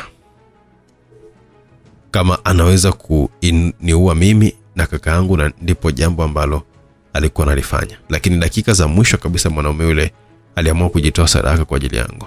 Alitambua kwamba hakuwa kwenye njia sahihi ya maisha yake na alikuwa anahitaji kubadilika. Kubadilika kwake ndiko ambako kulimsaidia yeye kuweza kukutana na wewe hapo. Mtu pekee ambaye aliamini unaweza kuyabadilisha yale maisha ya mwanzo, kwa kuifanya Tanzania kuwa sehemu salama kwa kila mtu ambaye anastahili kuishi na kuwa mzima wa afya. Kama unaweza kuyatengeneza maisha yaliyo bora kwa watu wengine, kwa nini usitumie nafasi hapo kuweza kutengeneza maisha yako pia? Naelewa watu wao wanaenda kufanya uonekane gaidi, watakupa kila jina baya, lakini mwisho wa siku ukweli unaenda kufahamika. Ukweli unaenda kuwa wazi na dunia nzima itatambua yale ambayo yamekuwa yakiendelea kwa miaka na miaka. Watu wanatakiwa kutambua Tanzania ipo kwenye mikono ya wa Rwanda ambao wanatakiwa kutolewa ili waingizwe watu wenye uwezo mkubwa na Watanzania wazalendo. Baada hilo zoezi, na wewe unastahili kuwa na muda wa kupumzika na familia yako. Ni wakati ambao na wewe pia unatakiwa kutengeneza historia yako mwenyewe zaidi ya kutegemea kuishi kwenye historia za watu wengine. Mtoto wa kike alikuwa anaongea vitu vikubwa akiwa anaendelea kumfunga vizuri mwanaume huyo, tena taratibu kabisa. Hakuwa na haraka kwa sababu walikuwa na muda wa kutosha. Mwandishi alimgeukia mwanamke huyo akiwa anamwangalia vizuri kwenye uso wake, ule uso ambao ulikuwa unaongea mengi lakini hayakuwa yakitoka mdomoni. Walianza kusogeleana taratibu. Kila mtu alitamani kuzuia jambo hilo lisiweze kutokea, ila hakuna ambaye alikuwa na uwezo wa kufanya hivyo. Wakajikuta wanazama kwenye huba huru ambalo huenda lingeenda kufungua milango mirefu ya historia kati ya kiumbe hatari ambaye alikuwa ni muuaji wa kutisha pamoja na mwanamke ambaye historia ilimtambua kama mfu kwa miaka 5, ila yeye alikuwa anaishi bado. Umeona bana? Sema sawa. Mapenzi ni tenzi nzuri kuelezea kwa mifano. Ni utenzi ambao unaimbwa na kufurahiwa na kila mtu, usipoharibiwa tu na kelele za pembeni. Ni hadithi tamu ambayo inapendwa na kila mtu, kama kila mtu akiamua kuifuata kwa usahihi, japo unaweza kuwa ni wimbo mbaya kama kila mtu akiamua kupuuza. Kelele za miguno zilikuwa zinasikika, dunia ilikuwa tamu zaidi ya urefu wa bahari Zile kuta za maumbile yao zilikuwa zinakutanishwa kwa mara ya kwanza kuweza kuongea lugha tamu zilizokuwa zinatafsiriwa kwa msisimuko wa mioyo na masikio. Mapenzi ni safari ambayo unajikuta unawahi kuifika ingali unatamani usifike haraka uweze kufurahia mandhari ya barabarani. Ilikuwa imepita miaka mingi tangu bwana huyo kuadai kuwa sehemu ya maisha ya starehe ya ngono, wakati ambao alikuwa anaizungukia dunia, wakati ambao alikuwa anaishi yale maisha ya kutisha na kuua watu na kujipatia ujira mrefu ambao kwa baadaye ulimfanya kuwa na maisha ghali lakini yasiyokuwa na amani. Mdogo wa Amani Kilonzo, nani alitambua angeishia kwenye mikono ya hicho kiumbe? Hakika hakuna, ila historia pekee ndio ambayo ingekuja kulisimlia hilo swala. Historia iliachiwa uwanja kuweza kuziandika hizo sarufi za mapenzi za watu wawili waliopendana kwenye mazingira ya ajabu sana. Tuachane na hapo. Safari yangu ya mwisho. Moses Nathanael. Mwanasheria mkuu wa Tanzania hakuwa mtu mjinga. Kwenye ule ulimwengu wa watu wapumbavu ambao huwaga wanasubiri kupangiwa kila kitu na namna ya kuweza kufanya vitu vyao, yeye aliamua kuwa mwerevu. Hakuwa mjinga kusubiri ile sehemu ambayo aliambiwa na rais kwamba angelikuwa salama na kama akiweza aweze kumtaarifu yeye kutambua kwamba yuko wapi. Haikuwa kawaida kutokea jambo kama lile, hata kama kungelikuwa kuna matatizo kiasi gani. Rais kujifanya anamjari nyakati kama hizo zilimpatia mashaka makubwa. Tangu alfajili alipotoa amri ya kutafutwa kwa Pamela na mtoto wake, hakukuwa na taarifa za kumfurahisha. Zilikuwa ni ishara mbaya nyakati za giza ambazo alikuwepo yeye na wenzake. Alisubiri mpaka pale ulipoingia usiku mzito ndipo akafanya maamuzi magumu. Mtu ambaye wao walikuwa wanamhitaji alionekanika kuwa ni maji mazito kina kirefu. Mpaka wakati huo mkuu wa majeshi wa Uganda, ambaye alikuwa ni mmoja kati ya watu wenye nguvu ukanda wa Afrika Mashariki, alikuwa amekufa. Hivyo hata yeye alitakiwa kuwa makini na maisha yake, na ndio maana aliamua usiku huo kutoka na kwenda mahali pasipo kujulikanika ili awe salama. Jengo lake lilikuwa na kamera kila sehemu, ikiwa ni ishara ya kwamba alikuwa anafuatiliwa hatua zake zote na mheshimiwa rais. Kutoka kwake usiku huo kulileta mashaka mengi, japo hata simu aliitupa, kumaanisha hakutaka watu hao wajue ni wapi alikuwa anaelekea. Ila kosa moja ambalo alifanya bila kujua ama bila kuzingatia ambayo alikuwa anayafanya ni kwamba wakati anaondoka hapo kwake hakujua kama kulikuwa na mtu alikuwa anamfuatilia msafara wake.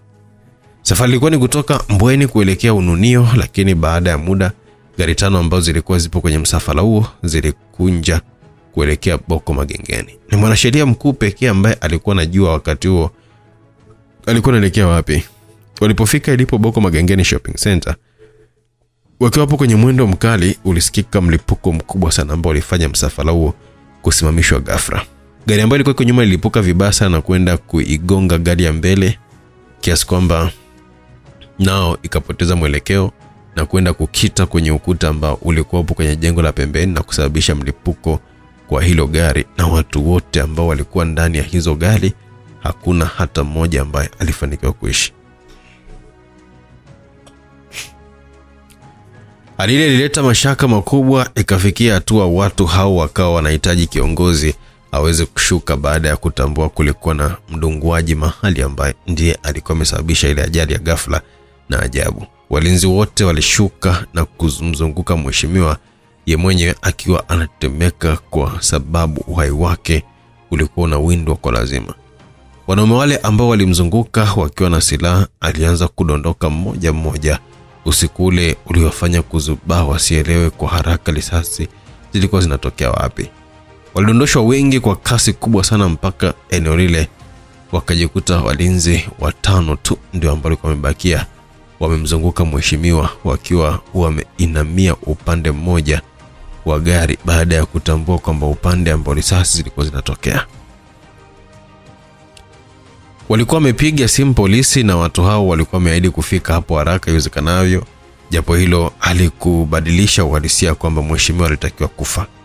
Kila ambaye alijaribu kunyanyuka, hata kwa bahati mbaya tu bahati haikuwa kwake, kwa risasi zilipita na maisha yake mpaka pale walipoamua kutulia na kumlinda mheshimiwa, na risasi zile zilitulia kwa muda.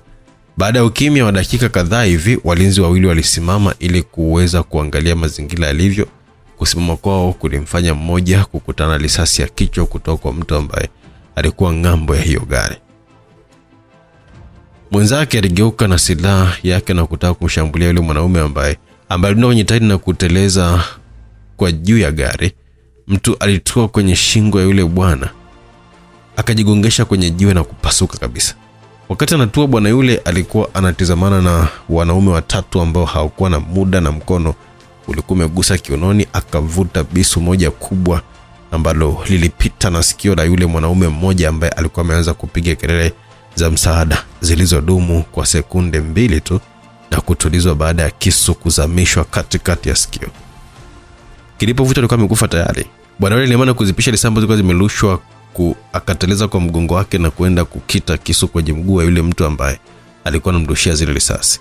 Mlinzi yule wakati akiwa na inama alikutanishwa na kisu kilichomtoboa vibaya sana kwenye kolomeo lake, akasukumizwa pembeni. Yule mwanaume alinyanyuka kwa sarakasi akiwa anaipiga buti bastola kwa mlinzi wa mwisho ambaye alibaki. Mlinzi Kayumba alipata nafasi ya kuweza kuzamisha ngumi 4 kwenye mwili wa yule bwana mpaka kahema zilimpata vizuri. Alikwepa miguu ya yule mlinzi ambaye alikuwa amevaa suti. Alipigwa mtama yule mwanaume ambaye baada ya kumulikwa na taa ya umeme alionekana vizuri kabisa. Alikuwa ni Jonas Jairo mwenyewe akiwa kazini, yani Rashid Mazinde. Ule mtama ulimtupa chini, ila hakutua kwa mwili wake, bali alitoa kwa mkono mmoja ambao ulikita ardhini kwa kutumia kile kisu. Yule mlinzi alitoka ameluka hewani kwa mateke yote mawili. Jonas ajizungusha na kutamba ardhini ambapo na kuibukia nyuma yake, ambapo alimdaka uti wa mgongo kwa mkono mmoja akiwa ameishikanisha mifupa ambayo ilikuwa inaunganisha sehemu hizo mbili. Alitenganisha uti wa mgongo kwa kile kisu akiwa anaukata taratibu mpaka alipokuwa amehakikisha kwamba ameutenganisha. Mwanaume yule akawa amejitahidi kujinasua, lakini ilishindikana. Angewezaje kujitoa sehemu ambayo alitakiwa kufia? Hadithi yake ilishia pale. Ndipo Jonas akageuka pale ambapo alikuwepo yule bwana Moses Nathaniel, lakini hakuwepo. Akiwa anageuka kuangalia ni wapi ambapo alikuwa amekimbilia mwanasheria huyo, mkuu wa sheria, ndipo alimuona akivuka ngambo ya barabara kutokomea zake ili kujiponya. Alitembea kwa haraka, akakanyaga ardhini kwa nguvu na kuluka juu ya gari, ambapo alitupa kile kisu kwa nguvu, kikaenda kukita nyuma ya paja la mheshimiwa ambaye aligeukia kwenye jiwe huku akiwa anapiga kelele na kuzimia pale pale. Jonas alimbeba na kumuingiza kwenye gari. Watu wakawa wamekimbia wote ambao walikuwepo karibu na lile eneo baada tu ya kuisikia ile milio ya risasi.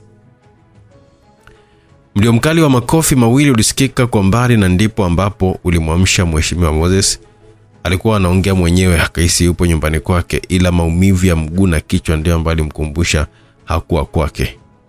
Alikurupuka akiwa anataka kukimbia, lakini hakuweza.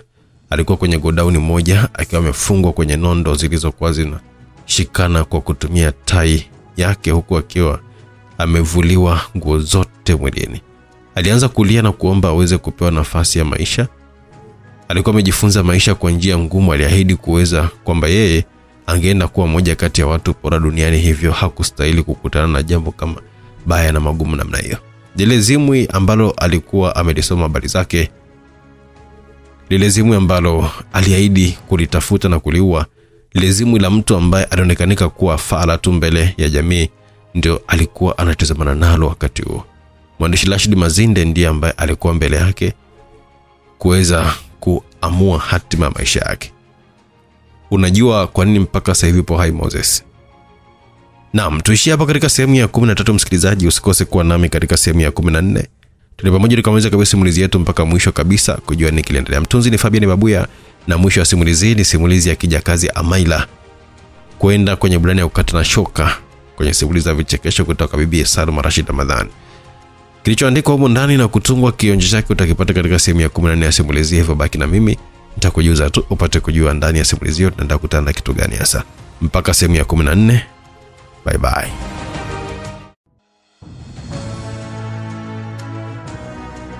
Karibu sana msikilizaji wangu katika sehemu ya 14 na mwisho kabisa simulizi The Journalist, Tony Radam. Katika sehemu ya 13 kwa tumeishia pale ambapo tulikuwa tuko kwenye kwenda kumkamata mkuu wa sheria, mwanasheria mkuu wa Tanzania, tukiwa na mtaalamu wetu Rashid Mazinde. Alikuwa na walinzi wake ambao tuliendelea kuwatembezea kichapo pale sio mchezo. Mtaalamu wetu Sterling wetu Rashid Mazinde alitenganisha uti wa mgongo kwa kile kisu kwa kiwa na ukata taratibu mpaka alipokuwa amehakikisha kwamba ametenganisha mwanaume yule akiwa amejitahidi kujinasua, lakini alishindikana. Angeweza kujitoa sehemu ambayo alitakiwa kufia.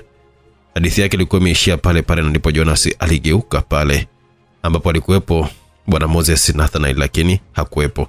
Akiwa amegeuka aliangalia ni wapi alikuwa amekimbilia mwanasheria huyo mkuu wa serikali, ndipo alimuona akiwa anavuka ngambo ya barabara kutokomea zake kujiponya. Alitembea kwa haraka, kanyaga ardhini kwa nguvu na kuruka juu ya gari ambapo alikitupa kile kisu kwa nguvu, kikaenda kukita kwa nyuma ya paja la mheshimiwa ambaye aliangukia kwenye jiwe akiwa anapiga kelele na kuzimia pale pale. Jonas alimbeba na kumuingiza kwenye gari moja, akaondoka naye kwa kasi, watu wakiwa wamekimbia wote ambao walikuwepo karibu na lile eneo baada tu ya kusikia ile milio ya risasi.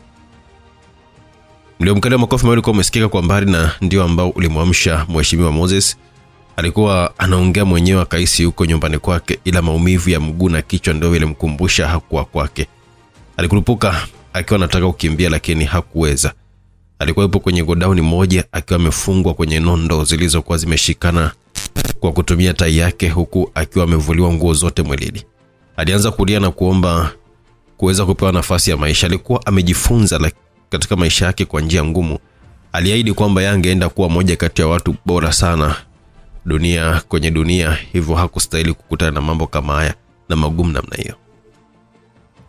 Lile zimu ambalo alikuwa amelisoma habari zake, lile zimu ambalo aliahidi kulitafuta na kuliua, lile zimu la mtu ambaye alionekana kuwa fala tu mbele ya jamii, ndilo ambalo alikuwa anatizamana nalo wakati huo. Mwandishi Rashid Mazinde ndiye alikuwa mbele yake kuweza kuamua hatima ya maisha yake. Unajua kwa nini mpaka sasa hivi po hai Moses? Tulikuwa tumeishia hapo msikilizaji katika sehemu ya 13, lakini tuende katika sehemu ya 14. Ni kawaida itakuwa ni sehemu ya mwisho, na hakika itakuwa ni sehemu ya mwisho, lakini pia nikaahidi kwamba nitawapa dondoo ya simulizi ya kijakazi Amaira kutoka Bibi Salma Rashid Ramadhani. Ni kwamba bana ndani ya simulizi ya kijakazi Amaira tutakutana na kitu kifuatacho. Amaira anaingia kufanya kazi katika nyumba moja. Katika nyumba kuna baba, mama, kuna watoto wa kiume 2 na kuna binti mmoja, na kuna kijakazi ambaye ni bibi kizee. Huyu kijakazi ndiye alikuwa amemlea baba yao huyo katika hiyo familia. Baba kaamua kuendelea kuwa naye bibi huyo mpaka alivyokuwa na familia yake na akalea watoto wake na kila kitu. Tabia zao sasa, mama ni fedhuri wa kufa mtu, yani roho mbaya ile original OG. Sawa, anamnyanyasa sana bibi kizee huyo kwa kudai kwamba yeye umri wake umeshaisha, alitakiwa kustaafu achane na hizo kazi, lakini anangania tuko katika familia ya kitajiri. Baba ni mtu ambaye yuko pisi fulani hivi, lakini anapenda totos. Sawa. Lakini kuna kijana mmoja wa kuitwa Juma ambaye ndio kaka mkubwa. Huyu jamani cha pombe, hanaga maisha, inanaga mwelekeo wa maisha. Kwa hiyo mambo yote yanaendeshwa na mdogo wake ambaye anaitwa Ismail. Ismail ni Mr. No Love, yani jamaa anajielewa mwenyewe tena mambo yake. Hachagagi na wote yani. Sawa, anaishi maisha yake, lakini huyo ndio muendesha familia nzima kwa ujumla. Baada ya babake kushindwa kuendesha kampuni inaokolewa na kijana wa kuitwa Ismail, anashikilia usukani kuwa ndio mwenyekiti wa kampuni. Sasa kuna huyo binti wa kuitwa Shamimu. Ni binti mpenda haki, ni mtu roho safi kabisa, roho safi, roho maridhawa kabisa. Umeona bana, ndio ambaye anakuwa yupo katika nyumba hiyo. Asa maisha anakuwa ni kimbwenguke pale anapoingia Amaira ndani ya familia hiyo. Alafu Amaira, kama nimsikia Aisha yule kwa Aisha Kivuruge, binti kutoka Uswazi, ukamsikia Salome Swaz girl, sawa, hao wote watakaa nyuma kwa binti Amaira. Yani achakagi na wote yani. Akili zake zinamtosha mwenyewe tu.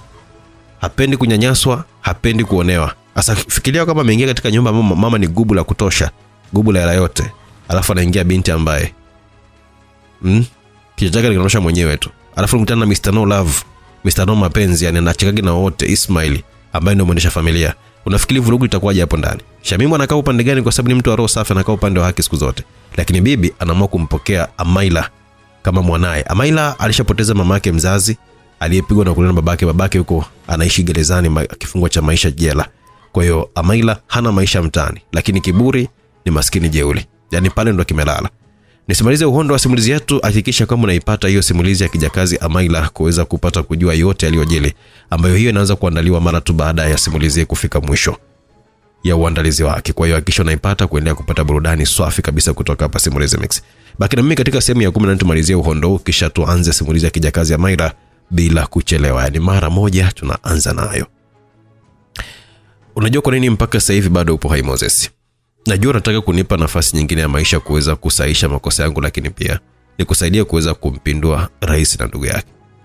Asio kweli, kwa sababu sina uhakika wa kukupa nafasi ya kuishi mtu kama wewe, maana kufanya hayo nitakuwa naleta balaa kubwa sana kwenye hili taifa na kuruhusu watu wengi sana waendelee kufa. Asa mimi ni mjinga kuruhusu jambo kama hilo kutokea kweli?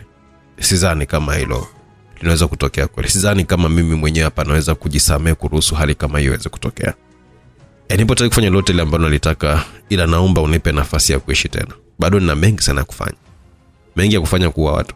Haya makosa wote tunayafanya. Hata wewe mwenyewe ulikuwa ni muuaji na uliua watu wengi sana kwenye maisha yako. Kwa hiyo ili ndilo ambalo linakupatia wewe ruhusa ya kuua watu kwa sababu mimi nimewahi kuua? Asina maana hiyo tafadhali Rashid. Mke wangu na mwanangu wako wapi? Yule hakuwa mke wako. Pamela alikuwa ni hawala tu na alikubali kuwa nawe kwa sababu aliogopa ungemuua, hivyo wewe ni msaliti kuweza kumzunguka kijana wako. Wale wapo salama, sitawaua kwa sababu hawana hatia kwenye hili, ila muda huu nataka uniambie Leonardo anapatikana wapi na mtoto wako umemhifadhi kwenye taifa gani? What? Akiwa anajifanya kushtuka kuulizwa lile swali, alikatwa sehemu zake za siri kwa nguvu sana. Mwanasheria aliangalia ile sehemu na kutaka kukimbia kwa nguvu, ila kwa bahati mbaya sana alifungwa vizuri. Aliangalia tena ile sehemu na kulia kwa uchungu mkubwa sana, bado hakuwa naamini kama yale maumbile yake yalikatwa. Yale ndio alikuwa anamkamilisha wanaume wake. Sasa angeishije bila sehemu za siri? Alitamani kumtukana bwana yule, ila hakuwa na uwezo. Alitamani kuimeza dunia nzima, ila hakuwa na uwezo. Tumaini lake pekee likabakia kwenye kulia. Alilia kana kwamba yeye ndiye alikuwa binadamu wa kwanza kuonewa hapa duniani, ila alitulizwa na kofi zito akiwa amemwagiwa spirit kwenye sehemu zake za siri. Mimi na wewe hatufahamiani, hatujawahi kabisa kuwa karibu, na hakuna sehemu ambayo inatakiwa kufanya tufikie huko. Tumekutana kwa sababu ya maisha ambayo wewe mwenyewe uliyatengeneza huko nyuma. Kwa hiyo ninapokuuliza usijifanye kama vile unanifahamu sana kwenye maisha yako mwanasheria. Sheria haina uwezo wa kukusaidia wala kukubeba kwenye hili, na unatakiwa ulikumbuke hilo vizuri kabisa kwenye ubongo wako kabla ya kuamua kujinga wote ule. Naelewa maswali yote ambayo nimekuuliza yapo ndani ya uwezo wako, kwa hiyo utaamua kama ni kuue haraka au ni kutese kwanza ndipo niweze kukuua. Uamuzi ni wako. Naomba na kuomba usije ukamua mwanangu tafadhali. Mwanao hawezi kuuawa, bali atashtakiwa kwa makosa ambayo alihusika kuyafanya. Hivyo ataenda kubebwa na kurudishwa Tanzania kumalizana na kesi yake, lakini usiponitajia nitamtafuta na nikimpata hataweza kuishi. Nadhani mpaka sasa hivi umeisoma historia yangu vizuri na unaielewa, kwa hiyo unatambua sitamaliza hata wiki nikianza kumfuatilia tangu siku anaondoka hapa Tanzania nitakuwa nimeshampata. Mwanasheria alisikia vizuri kabisa na kuelewa. Hivyo aliamua kumwambia ukweli wote ambao alikuwa anahitaji mwandishi huyo. Kwa nini unakuwa mkatili namna hii hapa kama haukuwahi kuzaliwa na mwanamke? Jonas alishangazwa na swali la mwanasheria huyo. Yaani alikuwa anaambiwa ni mkatili kama hakuzaliwa na binadamu, huku yeye akiwa sababu ya sheria ya taifa lake kupindishwa. Umenishangaza kwa aina ya swali ambalo umeniuliza kiasi kwamba nilihisi labda unanitania. Mimi nimekuwa hivi kwa sababu nilitengenezwa kuwa namna hii hapa tangu nikiwa sijitambue. Nimejua dunia kwa mara ya kwanza kwa njia kama hii, na naona ni sehemu ya kawaida ya maisha yangu, lakini baada ya kutambua mambo haya yalikuwa mabaya, nikabadilika na kuwa mtu safi tofauti na wewe hapo.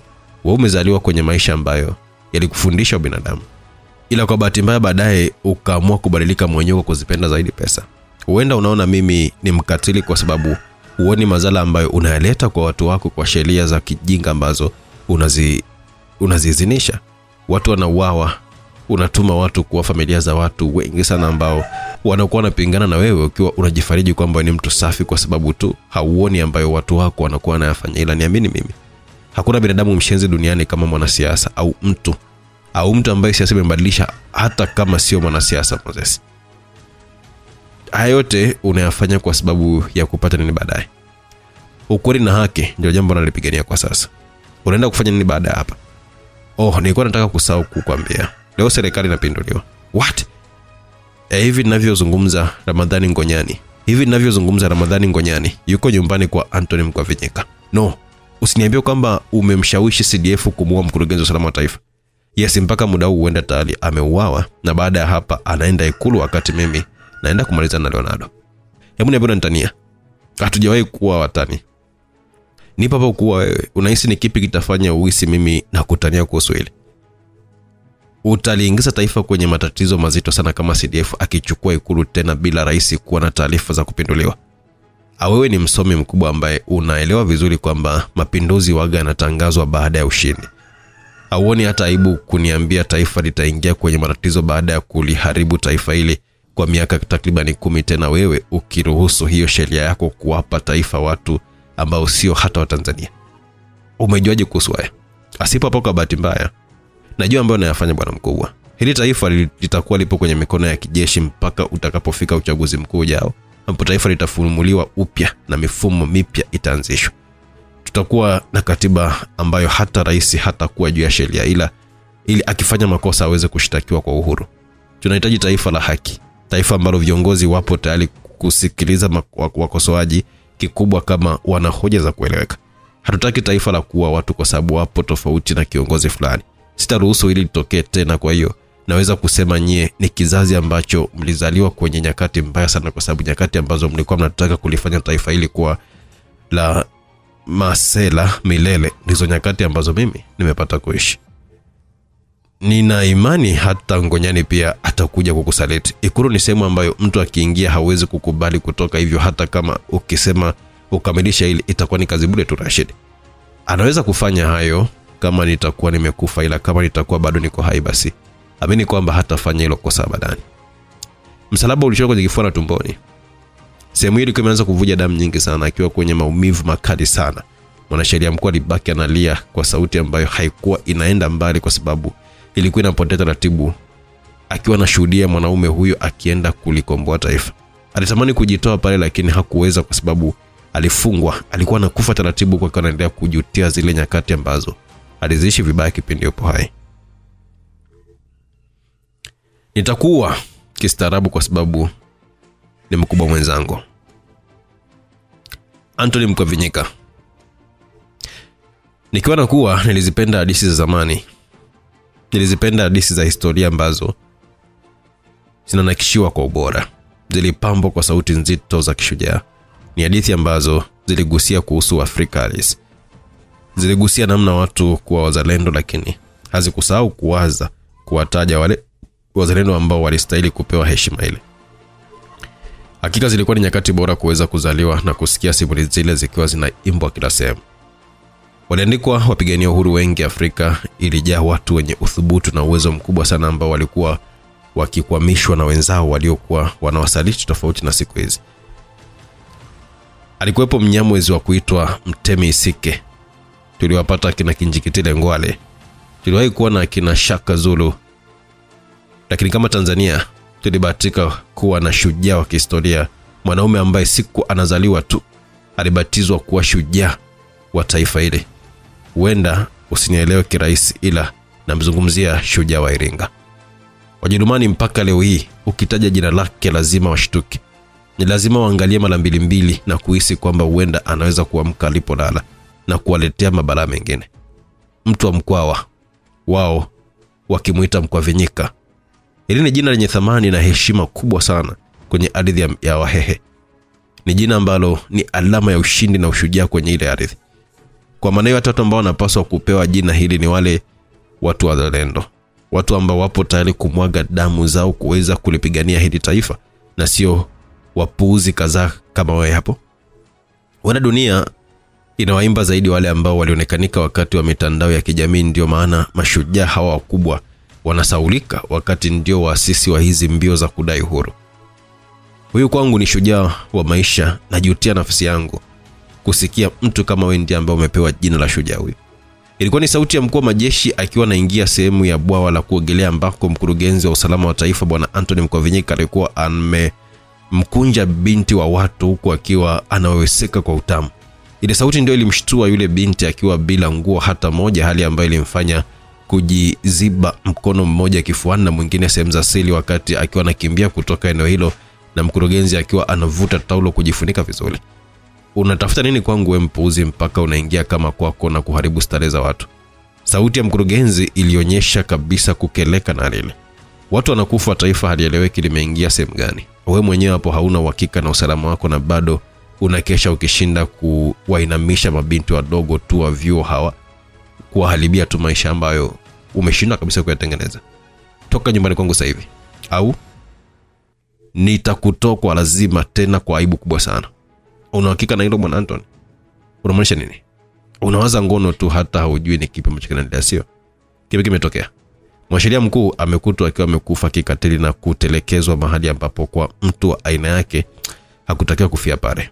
Alitakiwa kufia kwenye kitanda cha gharama sana akiwa na wasaidizi wake, lakini nani anajua kila mtu sehemu ambayo ameandikiwa kuweza kupita. Dunia inatuhukumu kwa namna tofauti ndugu yangu.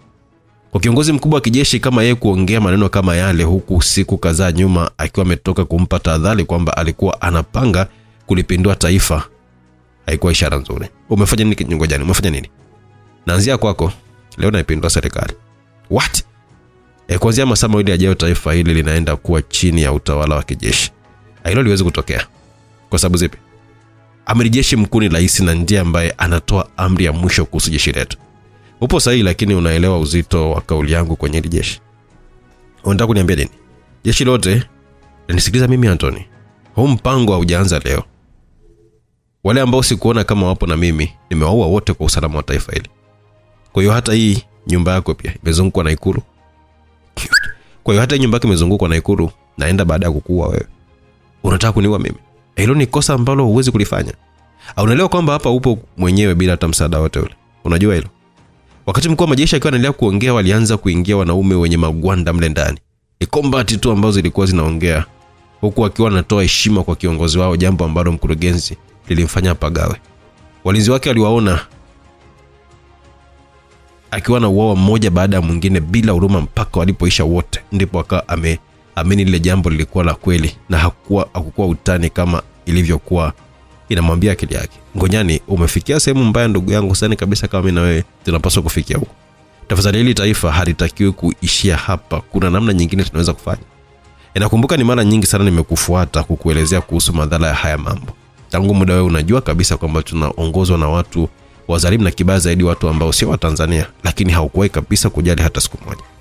Hawa watu wanazijua kila siri za taifa letu. Wana kila taarifa na mali zetu na usalama mzima wa taifa hili upo kwenye mikono yao. Ilikuwa ni swala la muda tu kabla serikali ya Rwanda haijagundua ili kuweza kukaa nao karibu kuwakamwaga siri zote kwao, na ndio maana tunatakiwa kuwawahi wote wawili kabla hawajawa na taarifa za kupinduliwa.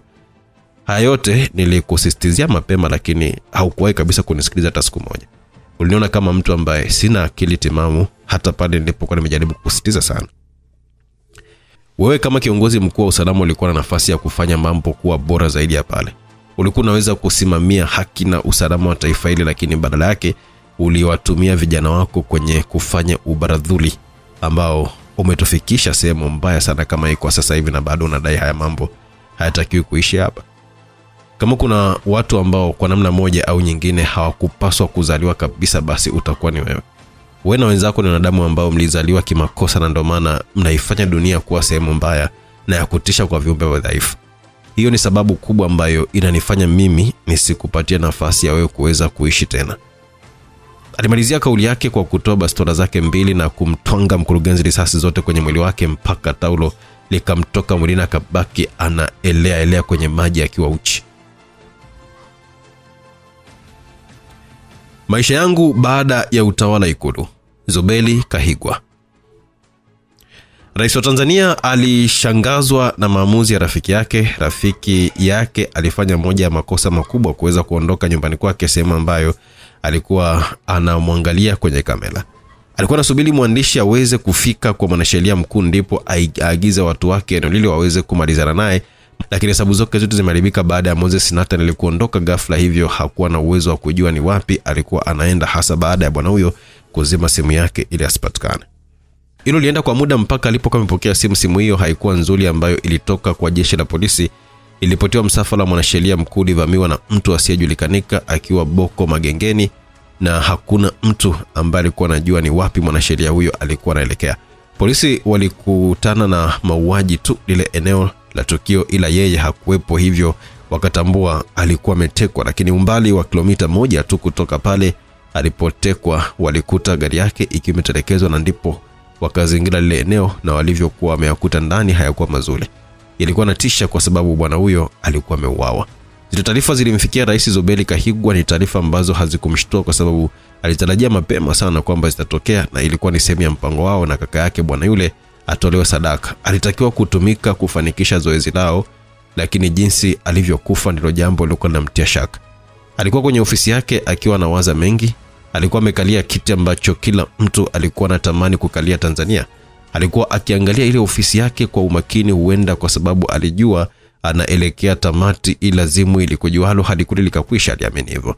Alikuwa ameketi kwa muda akiwa anapiga hesabu zake ambazo hazikuwa zikimpatia jibu ambalo alilitaka, hivyo akaamua kumpigia simu kaka yake ili kumueleza yale ambayo yametokea. Lakini wakati akananyoa tu ile simu, katibu wake aligonga na kuingia ndani. Mheshimiwa, kuna ugeni wako. Sina miadi ya kukutana na mtu yote leo usiku. Ni mkuu wa majeshi. Alishtuka kusikia jina la kiongozi yule mkuu wa jeshi ambaye alimteua mwenyewe. Ulikuwa ni usiku sana. Sasa alikuwa amefuata nini kwake usiku huo? Njia ilikuwa ni moja tu ya kuweza kupata jibu lake. Amefuata nini hapa sasa hivi? Anahitaji kuzungumza na wewe. Alikuwa kimkepa bwana huyu ambaye mipango yao ilikuwa ni kumuua, ila kwa sababu alikuwa amefika Ikulu hakuwa na namna zaidi ya kumruhusu. Nimeshangazwa na ugeni wako nyakati kama hizi Ngonyani. Hata mimi nitarajia jambo kama hilo. Ni muda mrefu tangu uanze kunikwepa kiongozi wako wa kijeshi. Majukumu yamekuwa mengi na ndio maana tumekosa muda wa kukaa pamoja. Majukumu mengi mpaka mtu ambaye nina jukumu la kulinda mipaka ya taifa hili unashindwa kupata muda wa kukaa tukazungumza mustakabali wa taifa letu. Kipi kimkuleta hapa? Kato amekufa. Kato yupi? Jenerali wa jeshi la anga la Uganda. Sasa mimi inanihusu nini? Nimepata taarifa kwamba Kagimu alikuwepo Tanzania na sikuwa na hizo taarifa, ila kwa bahati mbaya inasemekana ameuawa. Inashangaza kiongozi wa jeshi kuuliwa kwenye taifa jingine kirahisi namna hii. Sidhani kama itatupatia sifa nzuri nje ya mipaka yetu. Huyu bwana alikuwa ni mtu wa karibu sana na Kato ambaye inadaiwa alikuwa ni kijana wake aliyekuwa akimfanyia kazi zake nyingi sana za haramu. Sasa jambo la kusikitisha, kazi hizo zilikuwa zinaanzia hapa Tanzania. Kwa hiyo Kato aliposikia kiongozi wake kauawa, naye pia akaamua kujiua mwenyewe kwa sababu ameogopa kukamatwa kwa madai ya kwamba alikuwa akihusika kwenye mipango ya kuweza kuipindua serikali ya Uganda. Asijaelewa sababu ya wewe kuanza kuniambia mimi habari za serikali ya Uganda. Nitaka kujua kama ulikuwa unaelewa haya mambo mheshimiwa. Habari ambazo zimeanza kutoka huko nje zinanishtua sana mimi kama kiongozi wa jeshi. Nataka kujua ili nitambue kama kutakuwa na umuhimu wa kujiandaa na lolote ambalo linaweza kutokea. Usiniambie unamuhisi rais wako kuhusika na mambo. Kwa rekodi za simu ambazo alikuwa anazitumia Kagemo, nyingi zilikuwa zinaishia hapa Ikulu kwa miaka kadhaa. Hauna uwezo wa kuyapata mawasiliano yake. Sasa umejuaje kama zilikuwa zinaishia hapa? Akumbuka usalama wa taifa wanaweza kufanya hiyo kazi yetu. Wewe usalama wa taifa wapi na wapi? Usimkatie mtu tamaa mheshimiwa. Vipi kama nina watu wangu huko? Zile kauli zilikuwa zimeanza kumgonga rais kwenye ubongo wake. Yule mwanaume alikuwa anaongea kwa kujiamini kuliko siku zote. Zilikuwa ni ishara za nyakati mbaya kwake, hivyo alianza kuisogelea dro yake taratibu huko akijaribu kumlaghai Ngonyani kwa kujifanya kwamba hakuna tatizo. Unajua nimewahi kuwaza kwa miaka yote hapa ni kipi hasa ambacho unakitaka kwenye hili taifa. Nimejitahidi sana kukusihi na kukupa njia bora ya kuliongoza taifa hili. Hata baada ya kugundua kwamba wewe haukuwa Mtanzania bado, nilitoa nafasi kwako nikiamini huenda kuna makosa yalifanyika ambayo wewe hausiki, hivyo umalize tu kwa usalama mihula yako ili taifa lianze kutengenezwa upya, kwani sikutaka kuwapa taharuki wananchi, lakini bado ikashindikana. Nimekuvumilia, nikakuvumilia mpaka imefika hatua natakiwa kufanya maamuzi magumu kwa ajili ya taifa langu. Unataka kusemaje Ngonyani? Wakati anaongea ile kauli alikuwa ameshaifikia ile draw. Alifungua kwa haraka sana na kutaka kuifunga. Bwana Ngonyani alikanyaga ile meza kwa nguvu na kuvuta bastola kutoka kwenye kofia yake. Hakumeza dawa, alimpiga risasi kwenye paja lake, akadondokea upande wa pili. Hata ile silaha hakuweza kuigusa tena. Emwa mkurugenzi wako wa usalama wa taifa, walinzi wengi ambao wapo Ikulu, nilipenyeza watu wangu taratibu kwa muda mrefu, na sasa hivi zaidi ya wanajeshi 1000 wamelizunguka ile jengo. Watu wangu wa ndani ndio ambao wamerahisisha mambo ya ulinzi na kamera. Ni wewe tu ambao umeshindwa kuwa makini na kutambua kwa nini nimekuja nikiwa nimevaa kombati yangu usiku wote huu. Zama zako zimeisha Zuberi. Kuanzia muda huu taifa hili linakuwa chini ya jeshi. Rais aligeuziwa kwenye kamera ili aweze kuona yale ambayo yalikuwa yanaendelea nje. Jeshi lilikuwa limeingia ikulu. Walinzi walikuwa wanauawa kama kuku wasiokuwa na msaada kwenye sikukuu. Hakuna jambo ambalo lilifanya kwa muda huo kuweza kuokoa ile hali, akiwa anaendelea kuugulia kwa maumivu makali sana. Tafadhali naomba uniue. Alitaka kuikwepa ile aibu. Ilikuwa ni aibu mbaya kwake kama angeweza kufikishwa hadharani kwa watu wakaona upuuzi ambao alikuwa ameufanya. Binafsi ningefurahi kukuua kwa mkono wangu, ila nadhani utamalizana yule mwandishi kwa sababu atakuwa na mazungumzo na wewe. Mshenzi mkubwa wewe. Mwandishi ndiye amefanya usaliti na mimi. Aliongezwa risasi ya kwenye goti na mkuu wa majeshi. Wewe mwandishi ambaye unataka kumsema vibaya ndo mtu ameonyesha uzalendo. Ameonyesha kuwa tayari kulipigania taifa hili ambalo lilikuwa linaongozwa na watu wadhalimu kama wewe hapo. Kwa hiyo ni mtu ambaye atakuwa na sehemu kubwa sana historia ya mabadiliko ya taifa hili. Nitakaa ikulu mpaka tutakapompata rais mwingine kihalali kwenye uchaguzi ujao. Zuberi Kahigwa bado hakuwa anaamini kama alikuwa amepinduliwa kiutani namna ile, ila ndo alikuwa ukweli huo. Waliingia wanaume wenye magwanda mle ndani wakiwa na silaha kali. Walitoa heshima kwa kiongozi wao, kisha akambeba rais mkuku kumtoa pale. Kakako yeye hatapata nafasi ya kuishi kama wewe. Ni swala la dakika kadhaa tu zijazo atakuwa ni marehemu. Ile kauli ilisindikizwa nyuma ya rais akiwa anapigwa makofi na wale wanaume wakimsi asipende kudeka bali atembee kama mwanaume. Baada ya kutoka pale, ilitoka taarifa ya kushtusha tangu Tanzania ipate uhuru kwamba serikali ilikuwa imepinduliwa na jeshi, na hivyo ungeanza utawala wa kijeshi kuanzia wakati huo ambao mkuu wa majeshi mwenyewe alikuwa na ahidi kama ungelikuwa ni utawala wa haki na amani, na rais ambaye naye alikuwa yuko mbele ya kamera kuhusu sababu za kupinduliwa kwake na yaliyokuwa yametokea yangeelezwa kwa baadaye. Ila mpaka sasa huo ni kwamba taifa lilikuwa linaongozwa na jeshi. Ulimwengu ulinikataa, ila maiti yako nitaizika. Leonardo alikuwa ameketi kwa utulivu kwenye maji. Ni zaidi ya dakika 5 mwanaume huyo wa shoka alikuwa ameketi ndani ya maji kufanya tahujudi. Baada ya kukaa kwa muda mrefu, alinyanyuka akiwa uchi kabisa na kwenda kuvaa nguo safi nyeupe. Alisimama kwa muda wa dakika 5 akiwa anaangalia samaki ambao aliwafuga. Baadaye akamgeukia mlinzi wake na kijana wake wa karibu zaidi, Becca Barton, waweza kumuita bibi. Fungua milango yote na uhakikishe hakuna mlinzi hata mmoja anatumia risasi kwa mtu yeyote ambaye ataingia huko ndani. Bosi, fanya nilivyokuagiza, nataka huyu mtu nizungumze naye. Kama akipigwa risasi sitakuwa na huo muda. Kwenye maisha yangu sijawahi kupata mtu wa kuniumiza akili namna hii, kwa hiyo hakikisha unamleta hapa akiwa hai bibi. Alitamani kuuliza mengi ila hakuwa na muda huo. Alitakiwa kufuata maagizo kama yalivyokuwa, hivyo alitoka ndani ya hiyo sehemu kubwa ambayo Leonardo alikuwa anaitumia kupata utulivu na kuondoka kwenda kumleta huyo mtu ambaye Leonardo alikuwa anahisi lazima angetokea hapo. Wala kudanganya, alikuwa sahihi kabisa mtaalamu Leonardo. Kwenye ile kambi ambayo yeye aligeuza kuwa ni sehemu ya makazi yake, nje kulikuwa na Jonas Jelo. Alikuwa ameketi karibu na lilipokuwa geti la kambi hiyo, akiwa anawaza mambo mengi sana kwenye akili yake. Alikuwa anawaza mengi kuhusu yale maisha yake ya nyuma na mahali ambapo alitokea yeye. Akiwa anawaza mambo hayo, simu yake ilianza kuita. Alipokea na kuweka sikioni. Nchipo kwenye mikono yangu, kwa sasa hivi unasubiriwa wewe tu. Hakujibu lote baada ya kusikia kauli ile zaidi ya kuweza kuikata ile simu. Alinyosha mikono yake na kwenda getini ambapo alisukuma lile geti ambalo lilikuwa wazi. Alitambua kwamba anasubiriwa ndani na wenyeji. Hilo alikuwa tatizo kwake. Wanaume walikuwa wanapaswa kuongea kwa vitendo basi na sio kuwa na maneno mengi mdomoni ambayo hayana msingi wote ule. Eneo hilo lilikuwa na walinzi wa kutosha. Wanaume 6 walikuwa wanamsogelea alipokuwepo. Hakuwa na huruma kwa hizo nyakati, ila alishangaa sababu ya watu hao kutokuwa na silaha.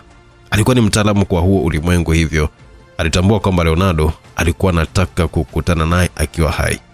Alitaka kuwafanyia matusi watu hao ili hata wakifa basi waweze kujifunza kwa njia ngumu. Akaendelea kuwaza. Alisikia hatua za mtu akiwa anakuja kwa nyuma. Alisogea kidogo mbele kisha akageuka kwa kasi ya ajabu sana. Alitua ngumi kwenye mbavu za yule mwanaume, ikavunjika. Alimshika shingo yake na kuigeuza kwa sekunde tu, akatupa kama mzoga. Alisubiri mwanaume wa pili akiwa anatokezea kwa nyuma. Alirusha ngumi ikampita shingoni, alimgeukia na kiganja kilitoa kwenye shingo. Aliinama bwana yule akashikwa shingo na kubamizwa kwenye sakafu mpaka kapasuka. Alinama kumpisha bwana mmoja ambaye alikuwa amepita kwa juu, na wakati akiwa anamalizika alimdaka sehemu zake za siri ambazo alizinyofoa na kusimama naye. Aliposimama alimtoboa kwenye shingo yake na kumtupa pembeni. Alitembea kama jini aisema. Teke ya wale wanaume watatu hayakufua dafu. Mawili alizama kifuani, ila naye alituma ngumi yake moja ambayo ilimkita mwanaume mmoja kwenye moyo, akabaki amekufa akiwa amesimama. Alijirusha mateke mawili, moja likamkita moja kifuani, akarushwa mpaka ukutani ambapo wakati akiwa anafika pale kisu kilikuwa kimefuata kikatoboa shingo yake, na yule ambaye alikuwa amebaki naye mmoja buti likamkuta kwenye paja. Wakati akiwa anainama ili kutafuta balance nzuri, kisu kilizungushwa kwenye shingo yake, na mwanamume yule hakugeuka kuhakiki kama alikuwa amemuua. Alikuwa na uhakika 100% kwamba bwana yule asingeweza kupona maisha yake yote. Alikufa muda ule pale pale. Alitembea kidogo na kukutana na geti la pili. Pale kulikuwa na wanaume 10 ambao walikuwa wameshiba. Alivuta visu viwili kwenye mabuti yake na kuvishika vizuri mkononi. Alirudishwa nyuma hatua 3 akiwa ameshambuliwa na wale mabwana. Alishindiliwa na miguu ya haja yake, akaamua kuanza na mmoja. Alizamisha kisu kwenye mguu wa yule bwana mpaka ukatoboka. Akiwa na uvuta kwa maumivu, alitembelea magoti na kutokea karibu na tumbo lake ambapo alikata vipande mpaka kile kitu kikatoka. Aligeuka kwa nguvu baada ya kusikia hatua za mtu. Visu vilikita kwenye shingo ya yule bwana ambaye naye pia alifanikiwa kuzamisha kisu kidogo kwenye tumbo la Jonas. Ile shingo iligawanyishwa vipande viwili huku akiwa anavizungusha vile visu kwa nguvu. Ilikuwa ni mithili ya robot yule bwana. Walikuwa wanamjia kwa spidi, na makosa makubwa ambayo walikuwa wanayafanya ni kulundikana sehemu moja. Alinama wakati wakiwa wanapishana wanapitia juu. Alipita na shingo za wanaume wawili, kisha akageuka na mwanaume mmoja ambaye aliukatakata uti wa mgongo. Walianguka haraka, ila mmoja wao alibaka ameshika shingo yake kwa taabu, maana kisu kilipenya pale. Alitembea kwa kasi nyingi, tena kwa kasi kubwa sana, na kumkuta yule mwanaume ambapo alivuta kile kisu na kutoa sakafuni akiwa amepiga goti moja. Kivuli kilimfanya atembee nyuma. Kulikuwa kuna mtu alisogea mbele kidogo na kuluka sarakasi ya nyuma, ambapo alitoa na kisu kwenye mguu wake wa yule mwanaume ambao ulitoboka. Nguvu ambayo ilitumika ilimfanya bwana yule kuinama upande ule ambapo Jonas alikuwa amesimama, na kisu akalalua mdomo wa yule shababi. Ni wanne tu walikuwa wanamwangalia mbele yake. Ni kama wote walianza kusita kutokana na yale ambayo waliyaona mbele yao, ila hawakuwa na namna.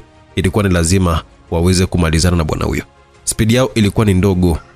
Aliwaingilia katikati ambapo alipigwa mtama, akawa anaelekea sakafuni, akakita kwenye mguu mmoja katikati ya goti ili kupata balance. Wakati akiwa anafika sakafuni, alizungusha mguu akakutana na bwana mmoja aliyekuwa ameshuka na kutoa karibu yake. Hakumpa muda wa kutosha zaidi ya kumzamisha kisu kwenye jicho na kumpiga buti la tumbo kumbuduzia mbali. Alimvuta yule ambaye alikuwa amemkita na kisu kwenye goti. Kumvuta kwake kulimfanya bwana yule kuwa ngao yake, kwani aliwekwa kati na wale wawili ambao walikuwa wamebaki. Walirusha mateke mazito ambayo yalikutana katikati kwenye shingo ya yule bwana, ikavunjika pale pale. Wakiwa wanashangaana, alijivilingisha kwa nguvu kubwa sana, akasimama bila mabwana wale kutarajia. Alivishika vichwa vyao na kuvigonganisha kwa nguvu kubwa sana, vilipasuka pale pale, na kila mmoja alimsukumia upande wake. Hakuwa na muda wa kuendelea kucheza. Alitupa vile visu baada ya kuona kama vile vinamtinga tu hivi. Alitembea hatua 10, alikutana na lango jingine, japo lenyewe halikuwa na kizuizi, na mbele yake alikuwa ameanza kuonekana kama jengo ya kifahari. Pale palikuwa na ulinzi mkali zaidi ya nyuma. Walisimama wanaume 15 ambao walikuwa wamevaa magwanda ya jeshi. Hakuwa na wasiwasi nao. Alianza kuwasogelea taratibu bila wasiwasi, lakini akawa amejiandaa kuwakabili. Kuna mwanaume alijitokezea kwenye mlango wa ndani akiwa na silaha kubwa ya kivita, na jambo la kushangaza zaidi, alianza kuwashambulia wale wenzake mpaka alipohakikisha kwamba amewaua wote 15. Jonas alibaki amesimama tu, anamshangaa mwanaume yule ambaye baada ya kukamilisha ile adhima yake alitupa ile silaha pembeni. Alisogea alipokuwepo Jonas. Ilikuwa ni vita ya wanaume. Sasa kwa nini wanafunzi waendelee kupoteza muda tu? Vita ni vita, Mura. Nimesikia hadithi zako nyingi sana, nimesikia kazi ambazo uliwahi kuzifanya kwenye maisha yako, ila nilitamani ufie kwenye mikono yangu siku ya leo. Lakini unaonekana kuwa ni mwenye bahati kwa sababu bosi anakuhitaji ukiwa ni mzima, na hiyo ndio sababu pekee itakayokufanya uishi kwenye mikono yangu. Jonas Jailo hakuwa anachukua maelezo kwa muda huo, ni mikono ilikuwa inatakiwa kuongea. Alikuwa anakimbia kwa nguvu, lakini alipomkaribia Bibi alisimama ghafla. Hali ile ilimfanya Bibi kushtuka, lakini alijipanga kwa wakati mmoja. Alizikwepa na kurudi nyuma. Mguu ulikuwa unakuja kwenye goti, akaupangua na mguu wake. Ngumi nyingine ilikuwa inakuja usoni, akatega mikono kuipangua, ila alirusha ile mikono juu kuifuta kwa sababu alipata maumivu makali sana. Mateke yalikuwa yanazungushwa mpaka Bibi akawa anashangaa bwana huyu anatolea wapi nguvu za kufanya yale yote. Alimkita Jonas buti la tumbo, lakini na yeye pia kabla hajatua alimkanyaga Bibi shingoni. Jonas alitoka kutumia ngumi mpaka ardhi katetemeka. Alijirusha na kusimama wima, kisha hakupoteza muda akawa anamfuata muuaji mwenzake ambaye baada ya kuona shughuli ilianza kuwa moto, alivuta visu ghafla ambapo alifanikiwa kumkita na kisu Jonas tumboni, ila mpaka yeye mwenyewe alisimama kando. Sehemu kubwa ya tumbo kuna nyama zilinyofolewa kwa mikono. Tumbo lake lilikuwa linawasha, ila alijikaza kwa kuuma meno, huku wote wawili wakiwa wanavuja damu na kuangaliana kama majogoo ambayo yalikuwa kwa muda mrefu bila mafanikio. Bibi alianza yeye kwenda kwa sababu alikuwa na visu kwenye mkono wake. Alikirusha kimoja huku kimoja akiwa amebaki nacho. Kile kisu Jonas alikikwepa na kunyosha mkono akakidakia kwa nyuma wakati kimempita. Bibi alifika karibu na alipokuwa yule mwanaume ambapo alirusha ngumi mkono mmoja. Ile ngumi ilikutanishwa na ngumi ya Jonas. Mkono ulivunjika, hivyo akakosa balance nzuri, akakuta akiwa amezamisha kisu kwenye kifua cha Jonas, ila hakutambua kwamba bwana huyo naye alikuwa na kisu. Jonas alikizamisha kisu kwenye shingo ya Bibi, wakiwa wanatazamana usoni kwa nakizungusha. Bibi nguvu zilimwishia, akabaki akiwa anahangaika. Jonas alikivuta kile kisu na kuanza kutoboa kwenye moyo Bibi, akiwa na mwaga damu kwa wingi mdomoni ambayo ilikuwa inaangukia kwenye mavazi ya Jonas. Bibi alitupa pembeni akiwa anaweseka. Mwanaume alitupa kisu na kuchomoa kile ambacho kilikuwa kwenye kifua chake. Alivua na shati lake kwa sababu lilichaka damu nyingi. Kisha safari ya kuelekea ndani kukutana na Leonardo ikaanza. Bana, sema sawa. Kwa miaka ambayo tumeishi Tanzania, sikuwahi kufikiria kama anaweza kutokea mtu mwenye uwezo kama wako. Mtu mwenye historia ya kutisha kama wewe, lakini zaidi mtu mwenye uthubutu kama wako, ndugu yangu. Na nafikiri kiwango inaenda kuisha umndani. Kuna siku mbili tu za muhimu kwenye maisha yako. Siku ambayo ulizaliwa na siku ambayo utakuja kujua ni kwa nini ulizaliwa. Haya watu waga wanayakumbuka wakati wapo kwenye mazingira ambayo hawezi kujinasua na nyakati zikiwa sio sahihi na rafiki kwao. Unamaanisha nini? Umewasiliana na mdogo wako? Kuna nini ambacho kimetokea? Nadhani unatakiwa kuwasha runinga mapema sana kabla ya kuwa na kiu ya kutaka kukutana na mimi Leonardo. Mwanaume yule hakuwa na muda wa kupoteza. Alirukia remote kama mtu aliyekuwa amevurugwa na akili. Aliyoyaona alimfanya kushikwa na hasira kali sana. Mdogo wake alikuwa amepinduliwa na alikuwa anatembezwa kama mbwa. Wewe Marando umefanya haya. Mtoto mwanasheria mkuu, kuna watu ambao wameenda kumkamata. Washenzi wote wanakamatwa usiku hapa, na wewe unafia hapa, kisha nitaenda kumuua mdogo wako mimi mwenyewe kwa mkono wangu, kwa sababu hivi vizazi havitakiwi kuwepo tena duniani hata kwa bahati mbaya. Na kuhakikishia hili taifa halitakaa likaja kuongozwa na wakimbizi tena Leonardo. Kama ulikuwa na kiu ya kuweza kuonana na mimi, basi kiu yako ilikuja sehemu mbaya, kwa sababu huu ni mwisho wenu wote wapumbavu kama wewe. Ndio jambo lile limtia hasira kali sana. Aliburuza miguu kwenye sakafu mpaka akawa anaacha alama alipokuwa anapita. Miguu yake ilitua kwenye mikono ya Jonas ambayo ilipangua ile miguu. Miguu ile iligeuzwa ikiwa iko hewani, ikamkita tena Jonas kwenye jeraha ambapo alilushwa mbali mpaka ukutani. Akiwa anajiandaa kusimama, aliona mwanaume yule akiwa anamsogelea kwa nguvu zake zote. Alinukia pembeni, mguu ukakutana na ukuta kiasi kwamba ile sehemu ikachimbuka. Mwanaume hakumpa muda wa kutosha kujiandaa kwa lote ile. Alikuwa na hasira kali ndani yake, mikono ilikuwa inarushwa kama mtu alikuwa anatumia umeme. Jonas alijikuta yupo kwenye wakati mgumu baada ya Leonardo kugeuka na sarakasi ya mbele, kisha kujivuta kwa nguvu hatua mbili mbele na kutia ngumi zake sehemu zenye majeraha. Alimzoa Jonas, akarusha ngumi zote mbili ambazo zilitua tumboni, akiwa anatapika damu kwenye mdomo wake huku akiwa anaelekea ukutani. Hakuruhusu mgongo wake utue kwenye ukuta, ilikuwa ni hatari kwa upande wake, hivyo alitumia mkono wake mmoja kushika kwenye ukuta, kisha naye akajizungusha na kusimama wima.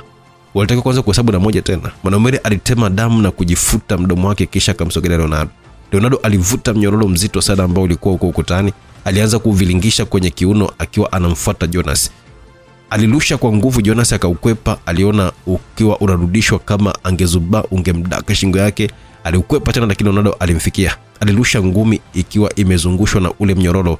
Jonas naye alirusha ngumi yake zikakutana katikati ambapo kila mtu alibaki akiwa ameshikilia mkono wake kusikilizia maumivu. Ule mnyororo ulivilingishwa kwa nguvu, akafanikiwa kuudaka. Alijifanya anaenda nao alipokuwa Leonardo mpaka aliwachia ukaanza kurudi kwa mhusika. Leonardo alijikuta akiwa analazimika kuukwepa yeye mwenyewe. Kuinama na kuinuka kulimfanya akakosea hesabu zake. Alipigwa ngumi 10 kifuani mpaka akautupa ule mnyororo. Alivutwa na kupigwa na kisigino usoni, akayumbia pembeni. Ilifuatia ngumi moja ambayo ilimfanya kurudi nyuma hatua 10 kisha akasimama kujikaza sana na kupiga goti kwa maumivu. Alitema damu na kugundua meno mawili hayakuwepo kwenye mdomo wake. Alisimama akiwa na guna na kusogea ukutani. Sehemu hiyo ilikuwa na panga 2. Alinyanyua moja na kumrushia Jonas. Moja libaki nayo yeye mwenyewe.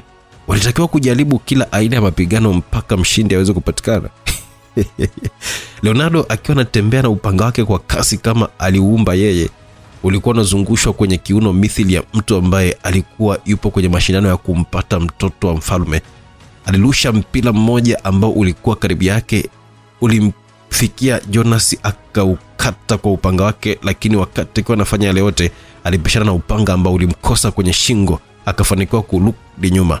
Alihesabu hatua kwa zigizaga kwenda kwa Leonardo ambaye alikuwa na jazba la kufa mtu kwenye mwili wake. Hesabu zake zilisimamishwa na upanga ambao ulikuwa umelenga uso wake.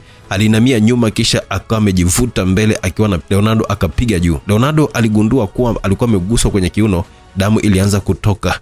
Alirudi akiwa anapiga makelele na upanga wake unazungushwa kwa spidi ya ajabu. Alikata sehemu ndogo ya nywele za Jonas ambaye alikuwa anakimbia kwenda mbele. Alipanda ukutani na kuruka sarakasi ya nyuma na upanga wa Leonardo ukakita ukutani. Wakati Jonas akiwa anageuka hakuenda na hesabu sawa, hivyo alizamishwa upanga tumboni. Leonardo akiwa anauma meno kwa hasira kabisa. Jonas alipigwa teke akarushiwa mbali, lakini akiwa hewani aliruhusu mkono wake kuachia ule upanga ambao ulitoboa sehemu ya bega la Leonardo na kuliharibu kiasi kwamba mkono ambao ulibaki unafanya kazi kwake ulikuwa ni mkono mmoja. Wawili hao wote hawakuwa kwenye hali nzuri. Walisimama kiume kuweza kumaliza dakika zao zote 60 kwa pamoja. Leonardo aliokota upanga wake ambao ulimponyoka baada ya kuutoa ule wa Jonas. Jonas alikuwa hana kitu kwenye mkono wake, hivyo Leonardo aliona nafasi pekee yake kuweza kumaliza ile kazi yake ambayo alikuwa ameianza. Aliuma tena meno yake kwa maumivu ambayo alikuwa anayapata, akaanza kukimbia kumfuata mpinzani wake akiwa ana uhakika na ushindi. Jonas alikuwa anamwangalia bwana yule akiwa anatembea na ule upanga, naye alianza kukimbia taratibu, na walipokuwa wamekaribiana alidunda sakafuni na kujirusha juu ambapo alikatwa kwenye mguu wake, ila alifanikiwa kutua nyuma Leonardo. Ule wakati ambao aliruka sarakasi, mkono wake ulikuwa kwenye buti lake karibu na kisuruali. Alivuta kisu kingine kidogo ambacho aligeuka nacho kwa kasi kubwa sana. Leonardo alichelewa kugeuka, na wakati akiwa anafanya hilo, shingo yake iligeuzwa kuwa nyama ya buchani kwa kuharibiwa vibaya sana. Alibaka na koloma na kuyumbayumba kila mahali, lakini dunia ilikuwa upande wa kushoto kutoka pale alipokuwepo yeye. Alidondoka akiwa anahangaika, lakini wakati huo hata mwandishi yule naye hali yake haikuwa sawa. Naye alitembea kidogo na kudondoka akiwa anaendelea kuishiwa nguvu. Wakati anashuka na kuanza kukosa nuru, jeshi la Tanzania lilikuwa linaingia hiyo sehemu, akiwepo mwanamke Epifania Kilonzo, mwanamke ambaye kwa wakati huo alikuwa ubavu wake wa kushoto. Alimkimbilia na kumkumbatia kwa hisia kali sana, kwa sababu hakuwa tayari kuweza kumpoteza mwanaume ambaye aliamini angetengeneza naye familia wakaweza kuwa na kizazi bora hapa duniani. Uhuru wetu wa sasa. Rais wa Uganda alipata hasira na kuingia kwenye shinikizo baya ambalo lilitengeneza uhasama baina yake na serikali ya Tanzania, lakini baadaye alikubali kufanya mazungumzo na kimkakati na mkuu wa majeshi ambaye alazimika kumweleza ukweli namna watu hao walivyokuwa na nia ovu. Mikakati yao ya kumpindua rais na wenzake, ambapo kupitia mkuu wa majeshi kwa msaada wa mwandishi kuweza kuwapindua kabla ya kuleta madhara, jambo hilo liliwezekana. Wawili hao walifikia makubaliano mazuri kwa sababu watu ambao walikuwa wanaenda kuharibu amani zao hawakuwepo tena. Mtoto mwanasheria mkuu Moses Nathaniel alikamatwa na kurudishwa Tanzania kisha kuhukumiwa kunyongwa mbele ya mahakama kwa ushenzi ambao alikuwa ameufanya. Rais wa Tanzania aliuawa na mwandishi Rashid Mazinde aliuawa na bwana huyo baada ya ukweli wote kuwekwa wazi. Hakuna taarifa za maisha ya nyuma ya mwandishi ambazo zilitoka kwa sababu zingekuja kuleta matatizo makubwa kwa baadaye, hivyo historia yake ilizikwa moja kwa moja, lakini jina lake lilisafishwa na kila mtu akajua kwamba yeye ndiye shujaa wa kweli ndani ya taifa la Tanzania, huku uozo ukiwekwa wazi na mfumo uliokuwa mbovu kiasi kwamba mpaka raia wa kigeni walishika madaraka kwenye nafasi za muhimu wakawa wanafanya maamuzi, na ndio sababu kubwa ya jeshi kupindua nchi. Raia wa Tanzania baada ya kuambiwa ukweli wote waliunga mkono jeshi, lakini waliambiwa kazi yote ilifanywa na mwandishi wao ambaye kwa wakati huo ndiye alikuwa mwandishi nguli na mwenye heshima kubwa zaidi ndani ya bara la Afrika, yani Rashid Mazinde, huku jina lake la Jonas Jailo likizikwa moja kwa moja na historia yake. The Journalist kilikuwa ni kitabu ambacho kilitolewa na mwandishi Rashid Mazinde baada ya yale mambo yote kutokea. Kitabu kile aliandika yeye akishirikiana na mkewe kipenzi Epifania Kilonzo, ambaye baada ya kushtua umma na kuonekanika akiwa hai aliahidi angesimulia mambo yote yaliyotokea huko nyuma, ikiwemo yeye kudaiwa kufa, kaka yake kufa, na namna jinsi ambavyo alifanikiwa kuwa hai kwenye kitabu ambacho kingeandaliwa na mumewe. The Journalist ni kitabu ambacho kiliandikwa na mwandishi huyu ikiwa ni mwendelezo wa kitabu cha Tone la Damu kilichokuwa kimeandikwa na mwandishi Willard Nzitu, lakini kwa bahati kwa sababu kiliwahi kupigwa marufuku na serikali maana kingeanika upuuzi wao wote. Kilipotezwa sokoni na ambao walikinunua waliuliwa, ila kulikuwa na nakala moja tu pekee ambayo ilikuwa kwenye mkono wa mwandishi Rashid Mazinde aliyeahidi kuja kuitoa siku moja.